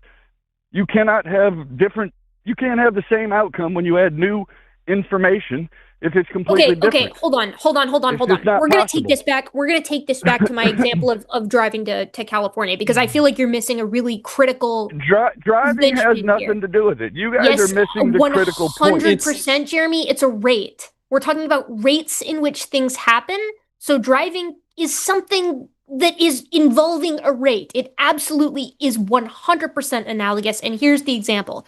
Again, I tell you I'm driving to California, and I give you the one piece of information that I am located in a state that is east of Texas. Yeah. And then I say, how long is it going to take? Yeah. And as you correctly said, 13, 18 hours, depending on the state, right? That's true. Now, close. I said 13 to 1,800 miles. Oh, 100 miles, not right. 13 Fair to enough. 18 hours, but close. Sorry, you're right. Fair enough. If I give you any additional piece of information, is it going to reduce the number of miles under 1,300? No, it won't reduce the miles, but it will reduce the rate you get there depending on what information you give me. 100% correct. So because Hutton and Lyle gave us a minimum, you can't get under minimum is wrong. That minimum. You're not getting that. The minimum has the missing information. What's the minimum? What minimum did they provide? Whatever they came up with. You're the one that says they came up with a minimum. I just said deep time theory is their minimum was vaguely millions of years, and then you said their calculation was wrong, which is when I asked if you read the books, and then you said no, you hadn't read the books, but whatever their minimum was, it was wrong. I didn't say their calculations were wrong. Their calculations were correct. The calculations just didn't have all the information present. Therefore, the conclusion was incorrect. So what information, Jeremy, do you have that's going to get us under their estimate of a couple of million years? Well, it's simple. If you do the math and do the math for us. The math for us. Well, I don't know the math. I don't know what exactly they calculated, but Erika, if you do the math, I can't do the math. But if you do the math, I'm right about this. Okay. I'm gonna have to bring this back to what we were just talking about, dude. Me. I never said I was right. I just said they were wrong. Jeremy, my first example was you said. Hold on. No, I muted him. I was gonna let him talk. I mean, that's fine. Like, okay. He can talk if he wants. I let him talk. Let him get his point out. There you go, Jeremy. Oh, what? I can talk? Oh, gee, thank you guys. You guys are funny. Like I said, I never said I was right. I said their calculations were incorrect. I never said it was this. I said it was closer to this. Okay. Even Erika agreed. Hold on, I'm not finished. Even Erika agreed 8 million is a whole lot closer to 6,000 than 4.5 billion. That's basic math. So like I said, my premise is correct. You guys keep saying this and that. I never said I know for sure. I said these things are questionable because of this particular reason. And then you guys are trying to put me in a box and saying I'm saying this. You guys are disingenuous Jeremy, and misrepresenting what I'm saying. Okay, no, Jeremy, you're getting a bit emotional here. Okay, let's calm down a little bit. First of all, what Erika laid out there. I have some stuff to say about that, but you go first, John. Well, I was just gonna say that what Erika laid out was a minimum of 8 million. Now, the data point of 8 million being closer to 6,000 than 4.5 billion has no bearing on the conversation whatsoever, because what they proved, Lyle, initially was, the 8 million years was the floor essentially, and you can't get below that. Like, there's no coherent way of explaining the age of the Earth below 8 million years at that point, right? Right. So there are like three different topics that I feel like Jeremy has like squished together into a single conversation, because initially what I was trying to do is walk us up through various means to 4.5 billion years. I started with 8 million because that's the largest number that you can get just by counting. Just by 1, 2, 3, 4, 5, by counting layers of varves. Right? That's why I started with 8 million. Then he took an issue with 8 million, so we started talking about Hutton and Lyell, and then we started talking about the nature of sedimentary rock depositing quickly, which was so far afield from just the simple exercise of wanting to walk us up to the 4.5 billion years that we know the Earth to be. I agree that whatever, 8 million years is closer to 6,000 than it is to 4.5 billion. Okay, so let's run it back. How about the tens of millions of years that you can get that are required from limestone deposition from places like the cliffs of Dover or El Capitan, the Capitan Reef? How about the hundreds of millions of years that it takes to get the types of mountain ranges that we have all over the planet today eroded down to varying degrees, from the newer Himalayas to the very incredibly ancient Appalachians, which started forming during the Ordovician period hundreds of millions of years ago? Or we can go even further still and appeal to radiometric dating, which only relies on the constancy of the law of nuclear decay. Now, if Jeremy is going to take the mic back here in a second and tell us that the rate of nuclear decay has changed, then I've got about 12 critical people that he needs to call the second he gets off the phone with us here, so that he can make the most ungodly amount of money by changing the face of the energy industry. Because insofar as we can tell, you cannot change the rate of decay. And that rate of decay, specifically applied to meteorites, which are older than the planet itself, tell us that the Earth is about 4.5 billion years of age. But it gets even better, because all of those mechanisms that I just listed, whether we're doing simple counting or the deposition of sedimentary layers of rock like limestone, or whether we're talking about the movement of the continents or the decay of the elements, of the unstable elements in our world, they all agree with each other. They corroborate each other and home in on this singular, extremely ancient Earth. So yeah, 8 million is closer to 6,000. What about tens of millions, or hundreds of millions, or billions of years? And that's how we get to that very ancient age. That's all I have to say. All right, Jeremy. Am I unmuted? Yep. You guys are funny. All right. Well, first of all, everything she said, I will accept what she's saying, but they are all circular reasonings, and the reason why they all corroborate is because they're all based on the same foundational basis. That is my point in general. All your things, your radiometric dating that came later, was based on the premise of this. Jeremy, if you change Jeremy, her basis is fucking every time counting. I say something, you just cut me off. It's counting. Well, yeah, because you're saying ridiculous shit, Jeremy. Jeremy, you're saying ridiculous shit right now. Answer the question. No. We've been doing nothing but answering your fucking questions, okay? And it's counting. You're taking issue with basic fucking arithmetic right now, okay? That's what you have an issue with. The fact is that the gap only widens. It never closes in on your 6,000 year thing here. And just to put this in perspective for everybody, that we're arguing, radiometric dating, counting, the sedimentary layers, how long they take to form, and doing all that complex scientific argumentation here. And the best thing that Jeremy can provide us is that there was a wizard that cast an incantation 6,000 years ago and created everything. Those are the two things that we are arguing against right now. And I don't know about you, Erika, but I feel like we've been going up shit creek with one paddle for a while now. I I feel that way too. I feel like we're getting a little circular, and like I've been getting a little impassioned, and so has Jeremy, which is fine. But I'm struggling to understand what the hell he's taken issue with, because he was just saying, like, he might even agree with all that. Okay, cool. And then he says, okay, the issue is with the starting point. I'm assuming again he means the starting information has changed. The information that goes into the calculation has changed. Now, he said sedimentary rates can differ. We already talked about why that doesn't matter, because again, we're getting a minimum for the Earth with certain sedimentary rocks that actually cannot lay down very quickly. Limestone is always my go-to. But then, we have to ask, right, John, what is the alternative rate for all of these other factors that we just discussed? Right? How do you get varves laying down faster, like hundreds of seasons per day? How do you get the continents creating the Himalayas or the Appalachians in thousands of years, or even tens of thousands of years, instead of the millions that we know it currently takes?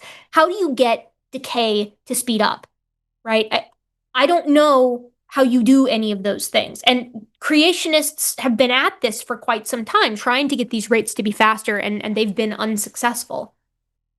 So the question would be, Jeremy, when you come off mute, is what is your alternative explanation for the age of the Earth? How is it that you get to that 6,000 year mark? Like, what explanation can you give for the physical evidence that we actually have in the geologic column? What is that magical? How do you explain it? Is what we want to know. I'm unmuted. Yes. All right. Well, I never brought up 6,000. Erika brought up 6,000. I just said I think it's closer to 6,000 based on these things. Now, the things that I based it on was missing information. The missing information applied to the foundational basis for the timeline and the time frame. Now, if new information is added, it changes that. I never said one way or the other that this was this and that was that. I said I think it's closer to here, and that the deep time theory draws a lot of question when added new and current information. How old do you think the Earth is? How old do you think the Earth is? I'm not positive.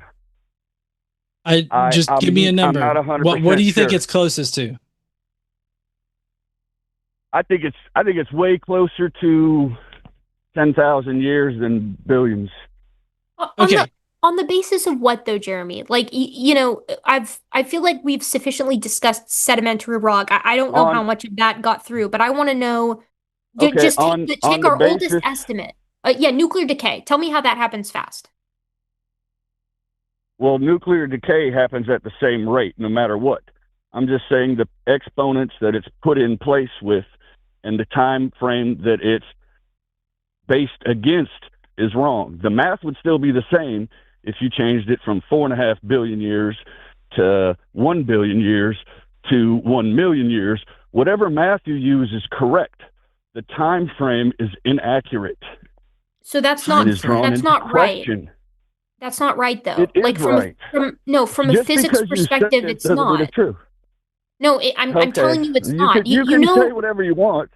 Jeremy, I want to go back and forth with you here. Like, you know that when decay happens, heat comes out, right? Like when a single. Yes.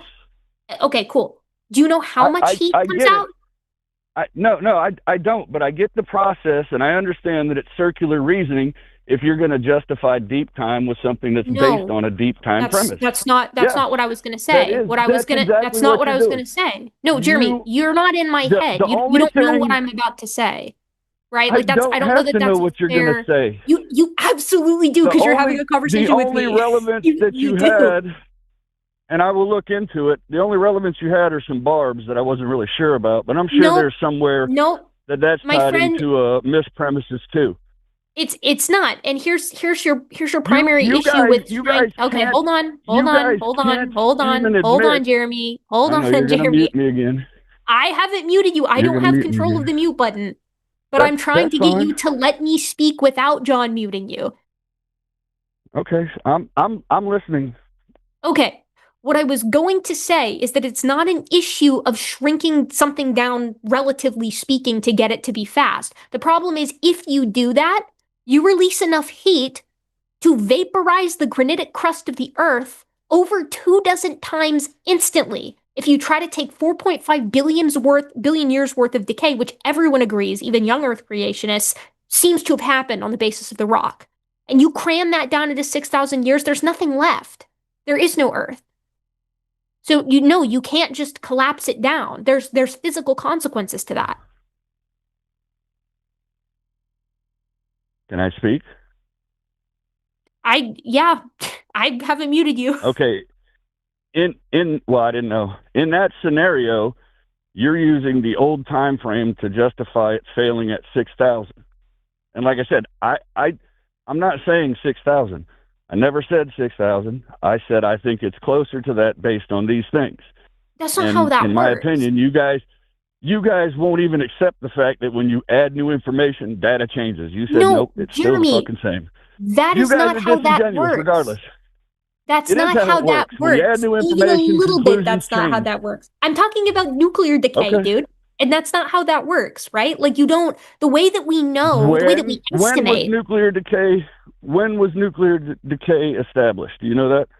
Early 1900s, first observations around 1901, a firm establishment no later than 1915. Well, hold on. I want to be clear here. Jeremy, hold on. Do you hold on. Jeremy. I can't answer. Jeremy, I just need to ask a question, a clarifying question. Do you mean like when did humans discover that, or do you mean like when did the decay start? Do you understand the distinction I'm making? Okay. Yes. And I meant when did humans establish radiometric dating as a process? Yeah, right. Like 1900, no later than 1915. Okay, 200 and some years after the initial foundation of deep time was formed. It's tied into the wrong conclusion. That has nothing to do with it. That is not how that works. In fact, it was a stunning confirmation of deep time. Because what it showed is that those estimates made on deposition were correct. Y'all are disingenuous. No, I'm really tired of hearing that. No, I'm sorry. I'm muting you again. Jeremy, okay, listen. As far as radiometric dating goes, we can measure that, right? And then we can use that as a clock to then confirm how far back something goes. So like zircon crystals. Sorry, go ahead. No, like this is just insane to me because like not even the creationists, not even the most diehard creationists agree with Jeremy here. Like how much decay has happened is not up for debate. Half-lives are not mutable. So when we look at things like uranium lead and we see the equivalent of 4.5 billion years worth of decay, that's the equivalent of 4.5 billion years worth of decay. You can't condense it, right? There's no funnel in which we're running this information through. We watch stuff decay now, and it decays incredibly slowly. So when we look at the rocks and a specific amount has decayed, we can use those known ratios to glean the time of formation. It is that simple. Again, I can't stress this enough. Andrew freaking Snelling agrees with this. They just think the decay was fast, which of course vaporizes the granitic crust of the Earth 24 times over and creates its own set of problems. But what Jeremy here is saying is that radioactive decay is somehow a conception birthed from deep time as like a presupposition?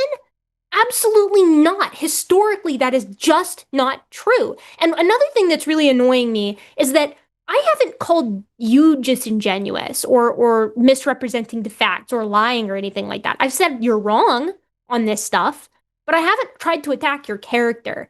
So I don't appreciate that, Jeremy. That makes me irritated. When you say that we're being disingenuous, that's simply not true. I'm telling you the truth to the best that I understand it. Yeah, and it just comes off as some kind of rhetorical hit that you think is landing some kind of like argument against us or something like that when it's really not. It's just rude. Comes across. It's just rude. And it comes across as desperate there, Jeremy, because you don't have a response for anything that we brought up. Your only response is to call us disingenuous, which borderlines on a ad hominem attack here. I mean, if he's got a better explanation for this radioactive decay stuff, then he needs to contact like all of the creationist organizations after he contacts every single head honcho in the energy industry to share his findings. Because this simply is not, it's not harmonious with what we observe. Yeah. We've been on the call for over 43 minutes. Do you have anything else to interact with Jeremy on? I don't want to cut you off. Call back, research VARBs, research radiometric dating, call back. I'd be happy to talk to you again. But, I get sour and fighty when people insult me when I'm just trying to have a conversation, I mean. Yeah, I'm right there with you. And that's also the reason why I'm not bringing you off mute there, Jeremy, because we're just going to get into another fight about dumb shit. Anyways, call back, Jeremy. I hope you have a good night. Have the night you deserve, maybe. Anyways, that's going to be it for the callers tonight. We do have super chats to get into. Definitely if you're not subscribed already to the line and you're found your way here, hit the subscribe button. We do this kind of shit all the time. And we're going to have more shows this coming week, so definitely tune in then.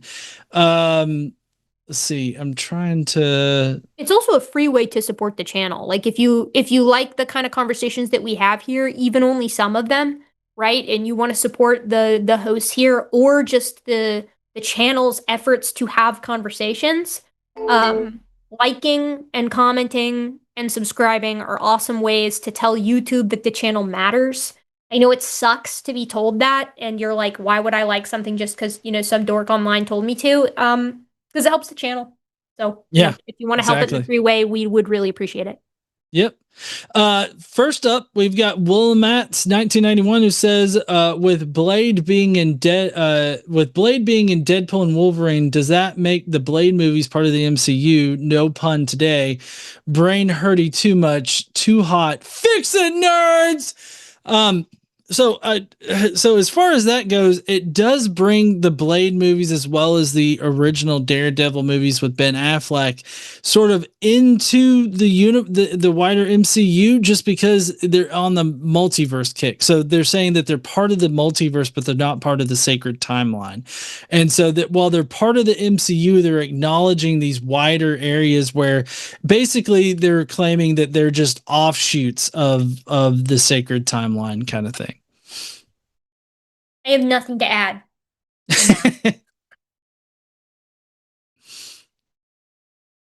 Oh wait, duh. We're going back and forth. Okay, from Space Barbarian 3484, gotta watch Jurassic Park: The Dish and Event Horizon in honor of Sam Neill. Absolutely. I heard Possession's quite good too.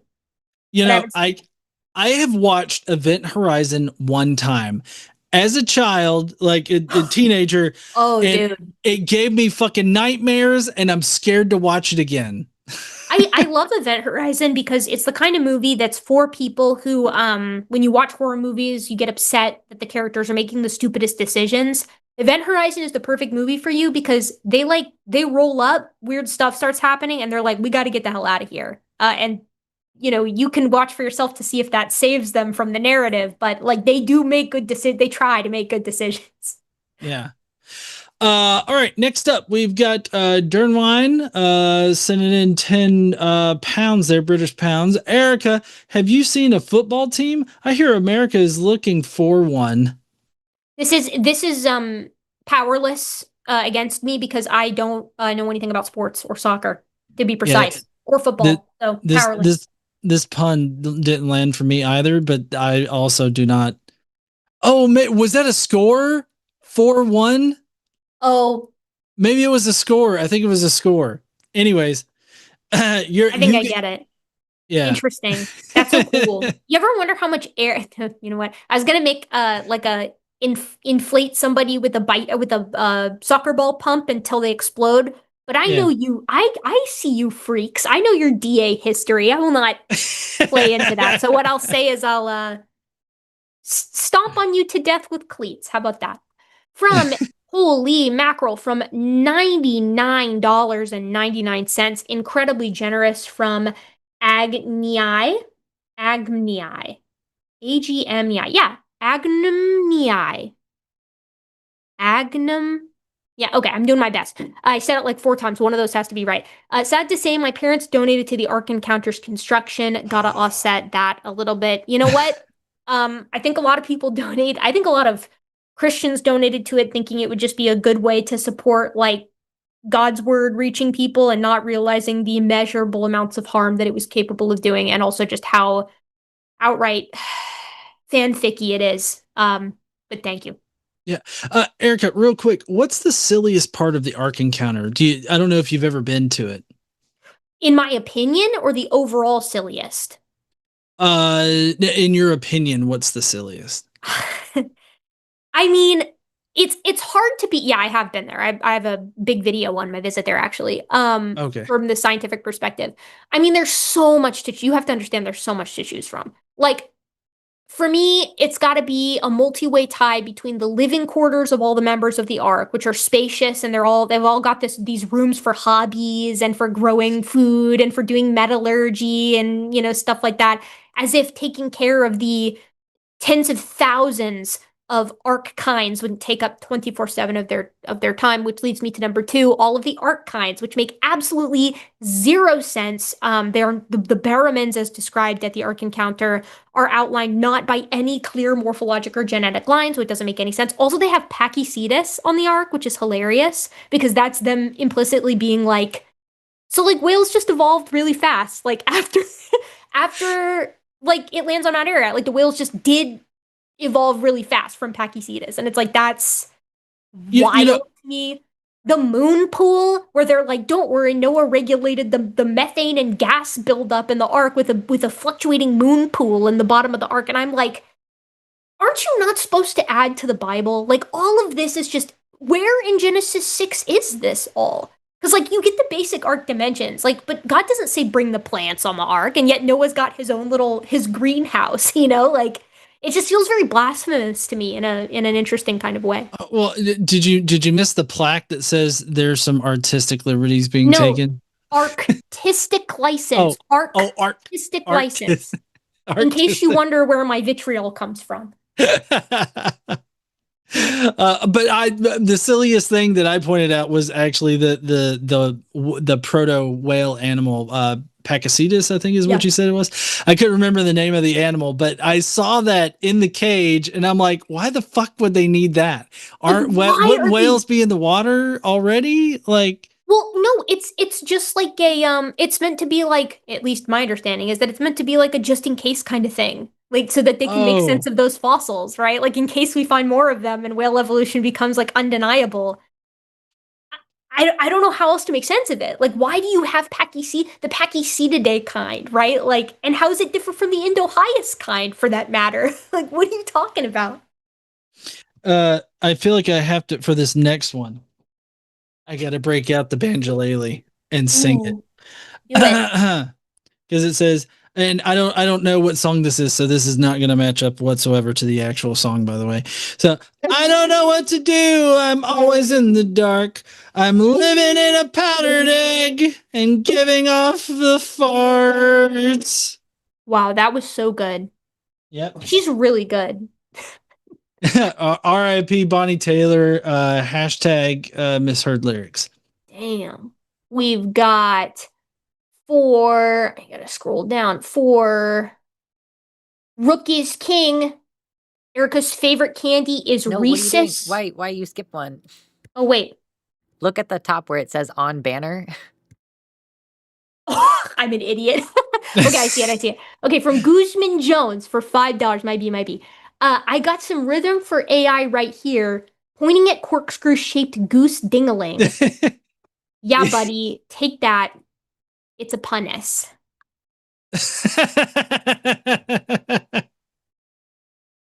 I feel like the way that I want to spin that off into a threat is not YouTube friendly. So I will maybe smother you and Goose down. How about that? That's a friendly way to do it. Well, Rook is King has Erika's favorite candy is Reese's Pieces.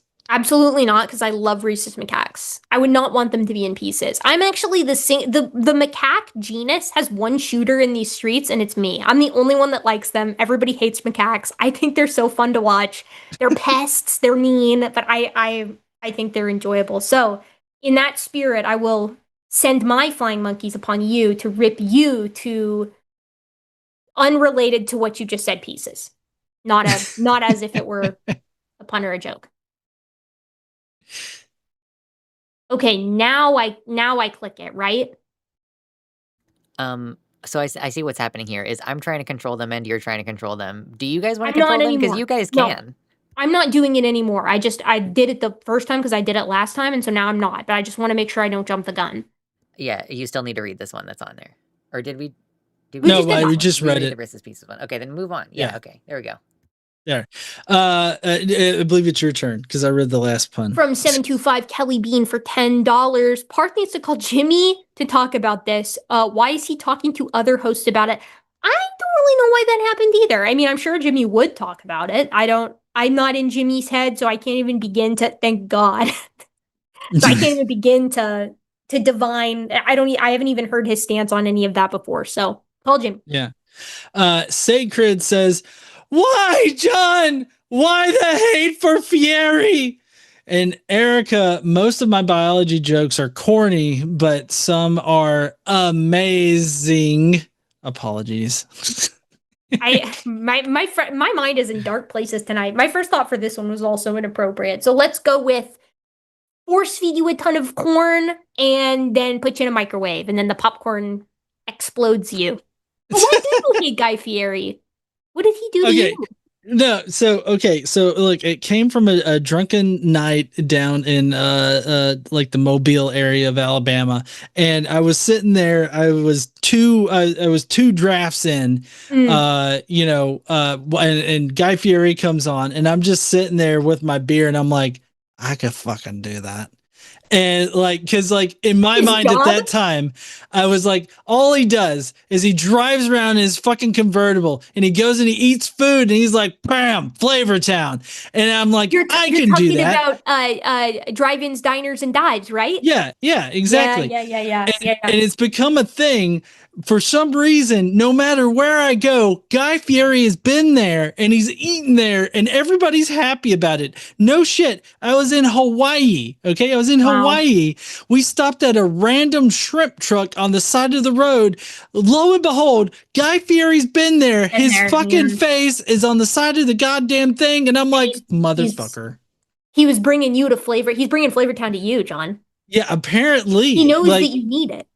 He knows that you need to be taken to Flavor Town. He knows it. He knows it every time. Yep. I agree.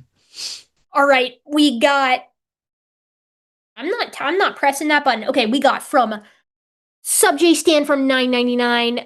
If Erika hates puns, that makes her a pun-sick pigeon. That's technically a portmanteau, not a pun. Yeah, that's why I don't hate it. Because in fact, when I first saw this, I thought, okay, if I did turn my little YouTuber Sona into a pigeon, what would it look like? And now I've got some ideas. So thank you for this, Sub-J Stan. This is a good chat. More should act like you. Next we've got Ron Lothar 0944 saying, Erika, this is for non-Pacific without porpoise. But porpoises live in places that aren't just the Pacific. They live in so many places, so it doesn't even work. It's not accurate, Ron.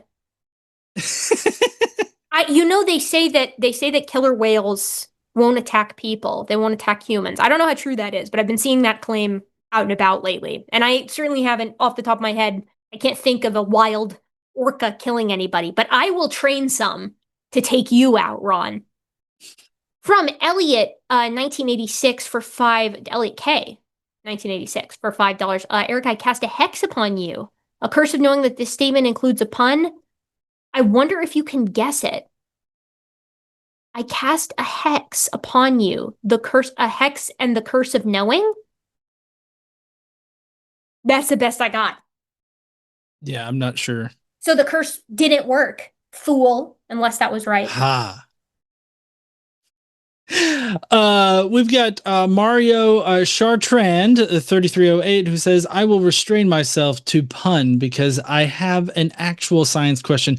Butterflies, how does a caterpillar go from its form to a goop inside a cocoon to a butterfly? Thank you. That's an awesome question, and one that I don't have a great answer for. It's coordinated biochemical cascades initiated by development on the part of the caterpillar, and it is those biochemical cascades that direct the caterpillar's body to disorganize and then reorganize in accordance with specific late developmental genes, probably body plan genes in its genome. That's my understanding. I do know that there was a recent paper that came out that showed that they retain their memory from caterpillar to butterfly, which is crazy and so cool and cute. It means that if you raised caterpillars as a kid, they remembered you when they were a butterfly. This is you. Oh, wait, this okay. is me. This is Yeah. me. From Ron Lothar0944. John, to help you get to Flavortown, call ahead and get a picture with Guy. Yeah. So, funny story. I actually went to a Guy Fieri restaurant in Las Vegas, and we sat right across from apparently Guy Fieri's favorite spot. And I took a picture with the giant cutout of fucking Guy Fieri. I was not happy about it. I feel like you need to have one in your home. Don't tell my wife that. I'm just thinking that might be a good plan. $5 from Storm Chaser Noah. Sorry, what? I said she's hearing me now. She knows. Yeah. Now yeah, she's she great does. Christmas gift idea. Yeah. Storm Chaser Noah says if someone puts out a pun, they should have to pay punitive damages to the shots. It doesn't work because it only works if you read it. This is one of those ones that fails verbally, and so for that reason, you live, but you must live with that shame. Oh, so I should have said punitive damages, but that doesn't make sense. No, it doesn't right? make any sense. This is why it fails. It's not on you, John. It was on the joke constructor, and I use that term very loosely. It was on Storm Chaser Noah. And on Noah, I wish him a tornado, a vortex to suck him up. Okay, from Daniel Aaron, 5217 for $5. Heard this one before, and for that you're in trouble. Is it true that you can't hear a pterodactyl urinating because the P is silent? Because the P is silent. I will dissolve your body in a barrel of urea. They won't find it, not even the teeth. I like that this is after me saying that. That's a nice little one too. Yeah, Stephen G. Clenard, who says, fun fact, Erika is the best. Someone in chat is saying Guy Fieri, actually, Ned Kent, 5239, is saying Guy Fieri is closeted MAGA, by the way. That is so unsurprising to me, it's crazy. He's got the MAGA phrenology. Yeah, I know he fist bumped that trafficker guy who fights, and he's got like a potato for a head. Andrew Tate? Andrew Tate, yeah. The trafficker guy. Yeah. Yeah. That describes so many. It just like, hold on, quick sidebar. Isn't it just crazy that pardoning the Tate brothers was just so among hundreds of awful, just morally, not even dubious, morally abhorrent decisions made by the Trump administration that when he did it, no one could even focus on it and be like, why is he pardoning sex traffickers? Like, why is he doing that? We couldn't even like sit and mull that over because he was too busy doing 800 other evil things. Like that. Why did we never discuss that? Why was that never litigated? No one had the time or energy. From Ray Gatto for $10. So once they change the airport name and code at Palm Beach Airport to Donald J. Trump Airport, then if you fly to Sioux City, your ticket will say DJSUX. That is so funny, actually. That's hilarious. Are they really going to change the name of the airport? Is that? Oh yeah, I'm sure it is, and like he's done it in this really shitty way where like he gets residuals because it's named after him and everything like that, and so like it's pure profit for a city president. What I want to say will violate so many terms and services, so let's just move on. I mean, rule of 3, right, guys? One could hope. What? That is certainly something that somebody could say about like certain Minecraft or Roblox players with similar names to the ones that we're all thinking of. You don't even have to specify. Yep. Elliot K 1986 says, "Hi from the Shadow Realm. Thank you for the tale, Erika. You shouldn't monkey around with people like me, you know." The same rhesus macaques will come to you, Elliot K, and rend you in twain. How about that? We got from J. Lou Bell. Eric, I think you would fit in Denalated Chamber. Go check it out for us and report back. I think I could fit in some dimensions and not in others. I'm quite tall. I think I'm pretty tall. So I don't know. Maybe I could fit. I don't know. I don't know that I would though, actually. We'll see. You know, it's very difficult with my gigantic muscles. I don't know that I would actually be able to fit through those crevices. So wait, it's you. Yeah. So 500 plans, I guess. Patologic, who says, "Erika, about series with Will, how you share excitement for science and proactively look for ways to get through to a student is amazing. Like how you constructed the lesson around your trip and had a story for every point you were making. I see how that keeps Will engaged. Everybody learns." When you first put this up on the screen, I thought it said pathologically looking for ways to get through to a student, and I was thinking that's probably fair. That's probably okay. I don't know. I do have a pathological desire to make sure concepts get through, and I've had that ever since I started teaching. I think it makes me a very irritating but good teacher in some ways. Mm-hmm. I'm good in small classes, very irritating in large ones. Also, this is like $130, so thank you very much. That's very That generous. is a beast of a chat. Thank you very much, Patologic. That is super kind. We have, this is me. We have from Regato, studies have shown that Regato, interesting. Studies have shown that people who have more birthdays live longer than those who do not have as many. This is just a regular joke, and so I kind of like it. Yeah. I kind of like this. Like, just as a regular joke, it's just kind of stupid. Well, hold on. As we learned from Jeremy tonight, though, you can't, like, you're just using the wrong time frame basis, and like you can't just sum things up like that. I mean, it, just can't. Next up is Blue Lear, who says, "Great show, guys. Erika, where can I find skulls of all sorts for cheap? Peace." Here's my best advice for you, Blue Lear. A lot of mine are gifts that I've received over the years from like Bone Clones or Skulls Unlimited. Those can be pretty pricey. Go to your local library and use their 3D printer. You should only have to pay for like your PLA if it's a PLA printer. Resin is a little more expensive, but go to your local library. You can get STL or OBJ files off of Morphosource, off of AfricanFossils.com, and to a lesser degree off of places like Sketchfab. If you do use Sketchfab, make sure the account that you're downloading them from is like an official university account, because there are some real dumpy looking fossil scans that come from Sketchfab that aren't actually real scans. And then 3D print them. That would be my advice to you, because then it's dirt cheap. You're just paying for the PLA, so you can basically get them for like $15 or $20 for like a big skull, for like a hominin skull. I would also say if you want real skulls, Etsy, and also I'm in a bunch of Facebook groups that are oddities and people sell them, and triple check your local laws to make sure the thing you're buying is legal to own where you live. Are you like a part of the vulture culture communities? Because I frequent them sometimes too to see what interesting stuff people have found. I kind of tangentially. Vulture culture is, I think, a Reddit, and I'm not on there, but I am definitely amongst the, I like kooky stuff, and I own a diaphanized frog and like furs and skulls and stuff. So yeah. Yeah.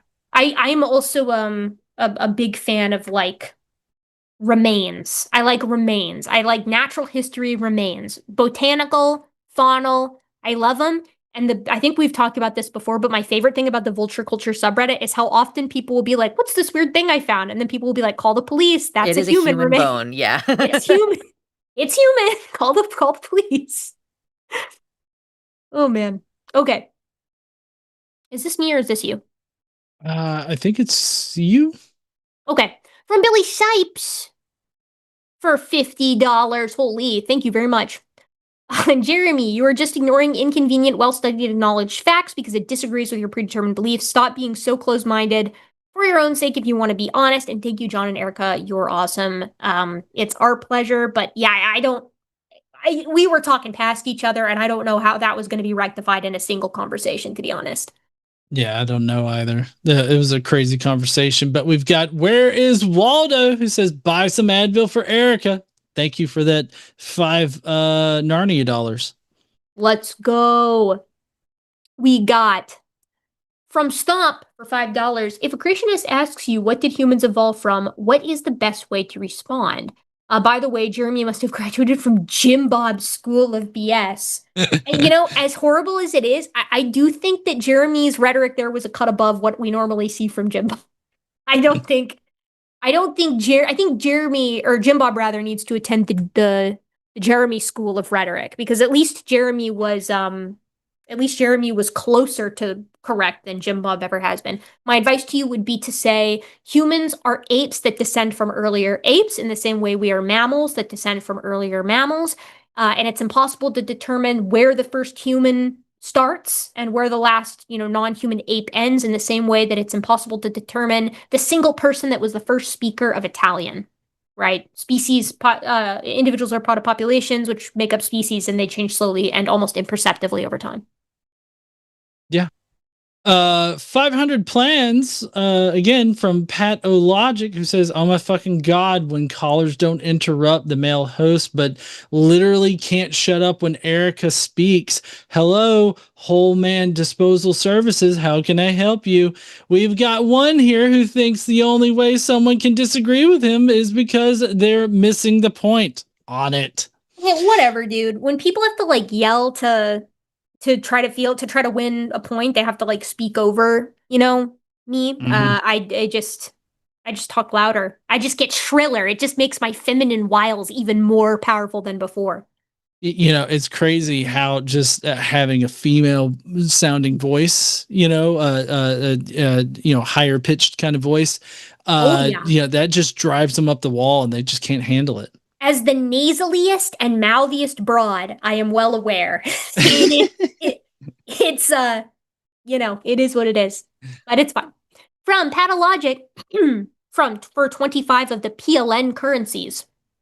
Ask me if you're muted one more time, Jeremy, with some threatening emojis. You're doing great, guys, but I really wish Matt was here for this. At least John's inner Matt is coming out. Yeah. I would have put up with it all day is the problem. I would have just put up with it. It's my fatal flaw. Yeah. $5 from the Eagle fan who says, great job dealing with Jeremy. He's just mad that his family went no contact because they can't put up with him. Yeah, I mean, it's got to be very difficult dealing with somebody like that just on a daily basis, because it's literally like talking to a brick wall, and that's just, you're not getting anywhere with that. I personally get so triggered when, upon realizing someone is losing an argument, they just flip a switch and go into personal attacks. It's just so lame. Get over it. If you don't want to be wrong, just read up on the subjects you talk about. It's not conceptually difficult. For $4.99 from Michaela Albertson, is there any evolutionary findings about how physical changes from gynecological diseases? Anything you're aware of, or any books around the topic? I don't know about how physical change, how the body changes from gynecological diseases, is the best I've got for this. I'm not sure. Books on the topic. I don't know of any books on this, but I'm going to recommend one that's adjacent that might point you in the right direction.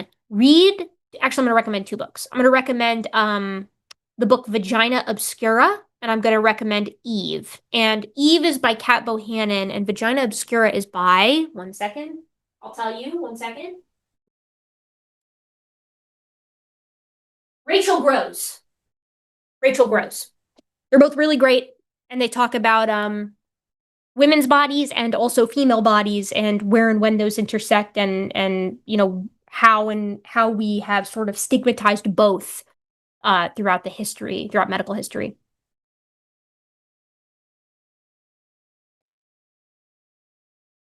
Let's see, 50, big old whopping 50 from Billy Sipes, who says somehow didn't expect Erika to know about inflation kink. Oh, please. What? You guys see that I draw cartoons. You think I'm unaware of the communities that lurk in DeviantArt and Tumblr for that matter? We have from Where is Waldo $5. Next streamathon with Forrest. You're in for it, Erika. Been eating popsicles, and they each have a pun-based riddle on the stick. The worst part is, Where's Waldo? I know they're dog shit. Because I see that on the popsicles. I love popsicles. I eat them all the time. And I see that on every one of my popsicles. And so I know whatever you have in store is a special kind of hell from the Scribblers, from the Scribblers company. What is that, Nabisco? Who makes Scribblers? I have no idea. Who makes, those are my favorite kind of popsicles, Scribblers. But I don't think they make them anymore. The popsicle brand. Unilever. There you go. Unilever. Michaela clarified her question a couple questions ago. She was asking about gynecological changes like endometriosis and PCOS. Physical changes regarding from both of those. I mean, my quippy answer is no, because we're too busy researching how endometriosis and PCOS influence men in the women's lives who have them. That's what we're spending time researching. How do men who are married to or dating people with endometriosis, how does that impact them? Like, what are they thinking? What's going on in their heads? What I would do if with something that specific, because those are both so understudied, is I would hop on Google Scholar and look up a lit review that should round things out, like a literature review for, what would I Google? I would do longitudinal studies for individuals with PCOS, longitudinal studies with endometriosis, long-term morphologic, what would be the word that you would want to use there? Consequences, shifts, changes, those types of keywords. I hope that helps. That's not really my area as much, but that would be where I would start. Russosaurus says, "Hey, Erika, how can I become a fossil?" I got a great little step program for you. Step 1, die. Step 2, get buried quickly or fall into some kind of peat swamp or tar bog, get encased in amber, be buried by mud or by water. You just need to be sequestered away from predators so that your stuff isn't, like your guts and more importantly, your bones aren't strewn about the environment. So you want to die, get buried. Then you need to stay buried. Right, you need to be underground for long enough for mineral replacement or permineralization to occur so that your bones are replaced with rock. Then, because you're a fossil, but you're not really a fossil because no one's seen you yet, you need for the ground to erode. The previous processes are going to take a couple million years. You need the ground to erode to expose you. And then you need some intrepid young paleontologist, either a human one or for looking tens of millions of years in the future, maybe a cool octopus or elephant, to stumble across you, find you, and say, what is this strange little creature? And then research you. And then you're in a museum and you're a fossil. That's how you do it. We got from Ray Gatto for $10. I will skip this pun, sign off by saying, a great show on the part of you both. RocketCon sounds fun. I will ask my tuxedo cat if she can be without me for a weekend. LOL, she will meow a yes. Ray Gatto, you better bring that cat. I want to meet that cat. I've seen that cat in enough pictures. I want to meet that cat. So speaking of fun, we have a Alabama barbecue on Friday night, and then right after that, we're going directly into a drag show. So let's go. Yes, it's going to be fun. And we've got Space Barbarian who says, I'm looking forward to seeing y'all in Huntsville. Well, I can't wait to see you either, especially you being a Space Barbarian. We're going to be going to the Space and Rocket Center on Sunday. I can't believe that we'll have the Space Barbarian there. From Space Barbarian, also $34844 So it was Jeremy's argument that the geologic timeline is more or less than the sum of its parts. Kind of. He was arguing that the equation was right, but that the variables were wrong, but the variables weren't wrong. And that's what we were trying to tell him, right? And that was what was creating the problem. My understanding anyways. Yeah. I don't know. I had trouble following that guy. $5 from Elliot K 1986 says the cat in my profile picture is named Hex. Wow. Consider yourself hexed. So cute. That's something that I take pride in that. Sweet little kitty. We got from Josh Babin for $5 who would win in a grifting fight, Guy Fieri or Kent Hovind. I think Kent's got this on lock, but that's because Guy Fieri has grifted a lot, but he hasn't yet grifted apricot seeds, which contain cyanide as a cancer cure on YouTube. But Kent has. Kent's done that.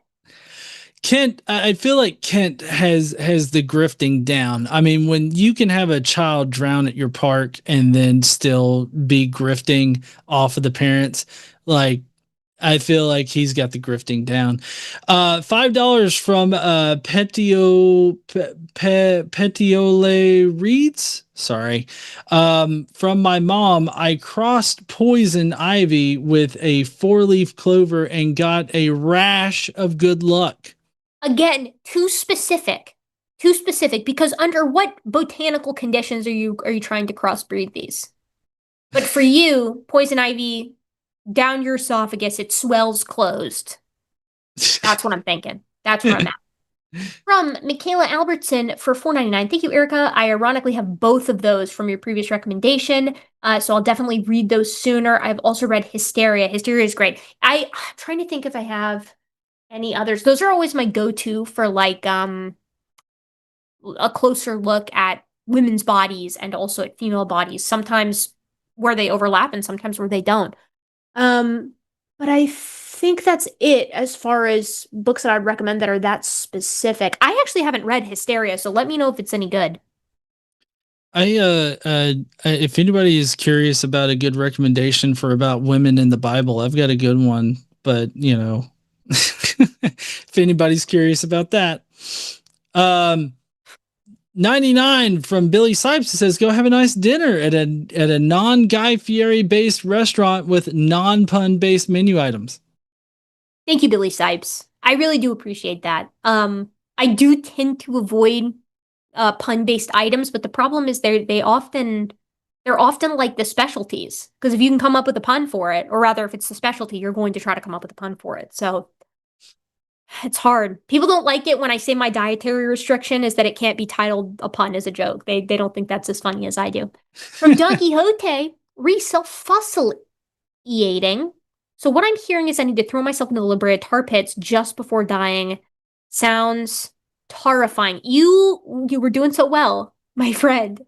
And I can't even threaten you because you're already telling me how you're going to you're gonna finish this,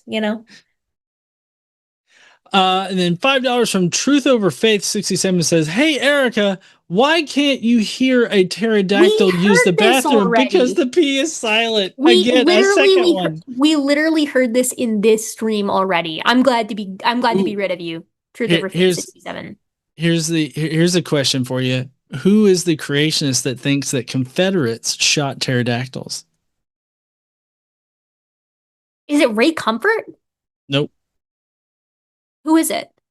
Matt Powell. Matt Powell. He stole that from Dinosaurs by Design, right? Which is by Dwayne Gish. He literally is not even original. Like Matt Powell is, I don't know, man. He's kind of bottom of the barrel. He is kind of funny to me. Like, I don't know. There are some creationists that it's like, they make really bad arguments, but at least they make me laugh a little bit. And Matt Powell is one of those. Yeah, I think this one's for you there. Why are from Clever Name 2 for $5? Why are people so happy in aquariums? It's all the indoor fins, like endorphins. I get it. Bold of you to make a pun about a place that it's so easy to drown. Not only drown, but drown and then get eaten if you're thrown in the right. Horrifically. To drown horrifically. Very convenient for me, though. Unrelated Clever Name too. Let's visit the shed next time we're both in Chicago. It'll be fun. Damn. Be a good time. Yeah. Oh, shit. We had one more come in. There we go. Sanguisungi 9604. Got it. I got it. What about long-term millions of years embalming method? I want to flip off the future. As long as you can keep critters from eating you and breaking you down, go for it. Embalm yourself, just make sure you're locked away somewhere. And then you can do sort of like a cool, like mummy pose, but like, double birds. It'd be cool. Yeah, would that be, I guess maybe if you fell, like if somebody's pouring, like doing the whole cement thing, if you fell in and then you fell in and you were like this. I mean, it'd be pretty sweet. The problem is it wouldn't be embalming, right? Like you would be dried out and mostly skeletal by millions of years, even in cement, because all of the bacteria that's already in you would break you down. So if you want to be embalmed, you got to get all your goo out. Yeah. Okay. All right. Well, I think that's it for the show, except for this last fucking Christ. Okay, and I know this one too. Yeah. It's what do you call a fish with no eyes from the thin guy from $6.99 Canadian dollars. I think about this joke at least once a week. I think about this joke too. Also, the what do you call a cow with 2 legs?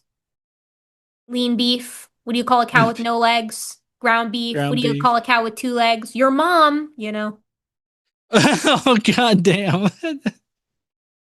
That's a good one. Yeah. Anyways. Okay, folks. Cut them off immediately. No more. Thanks to Lux for producing. Thanks to everybody in the chat, all the mods in the chat. I'm not sure who we had call screening tonight, but thanks for the call screening. Now and forever. Whoever is producing is also screening. Damn. Oh, damn. Thank you, Lux, for screening. Thanks to everybody for being here. Y'all be awesome. We'll see you heathens later. Bye.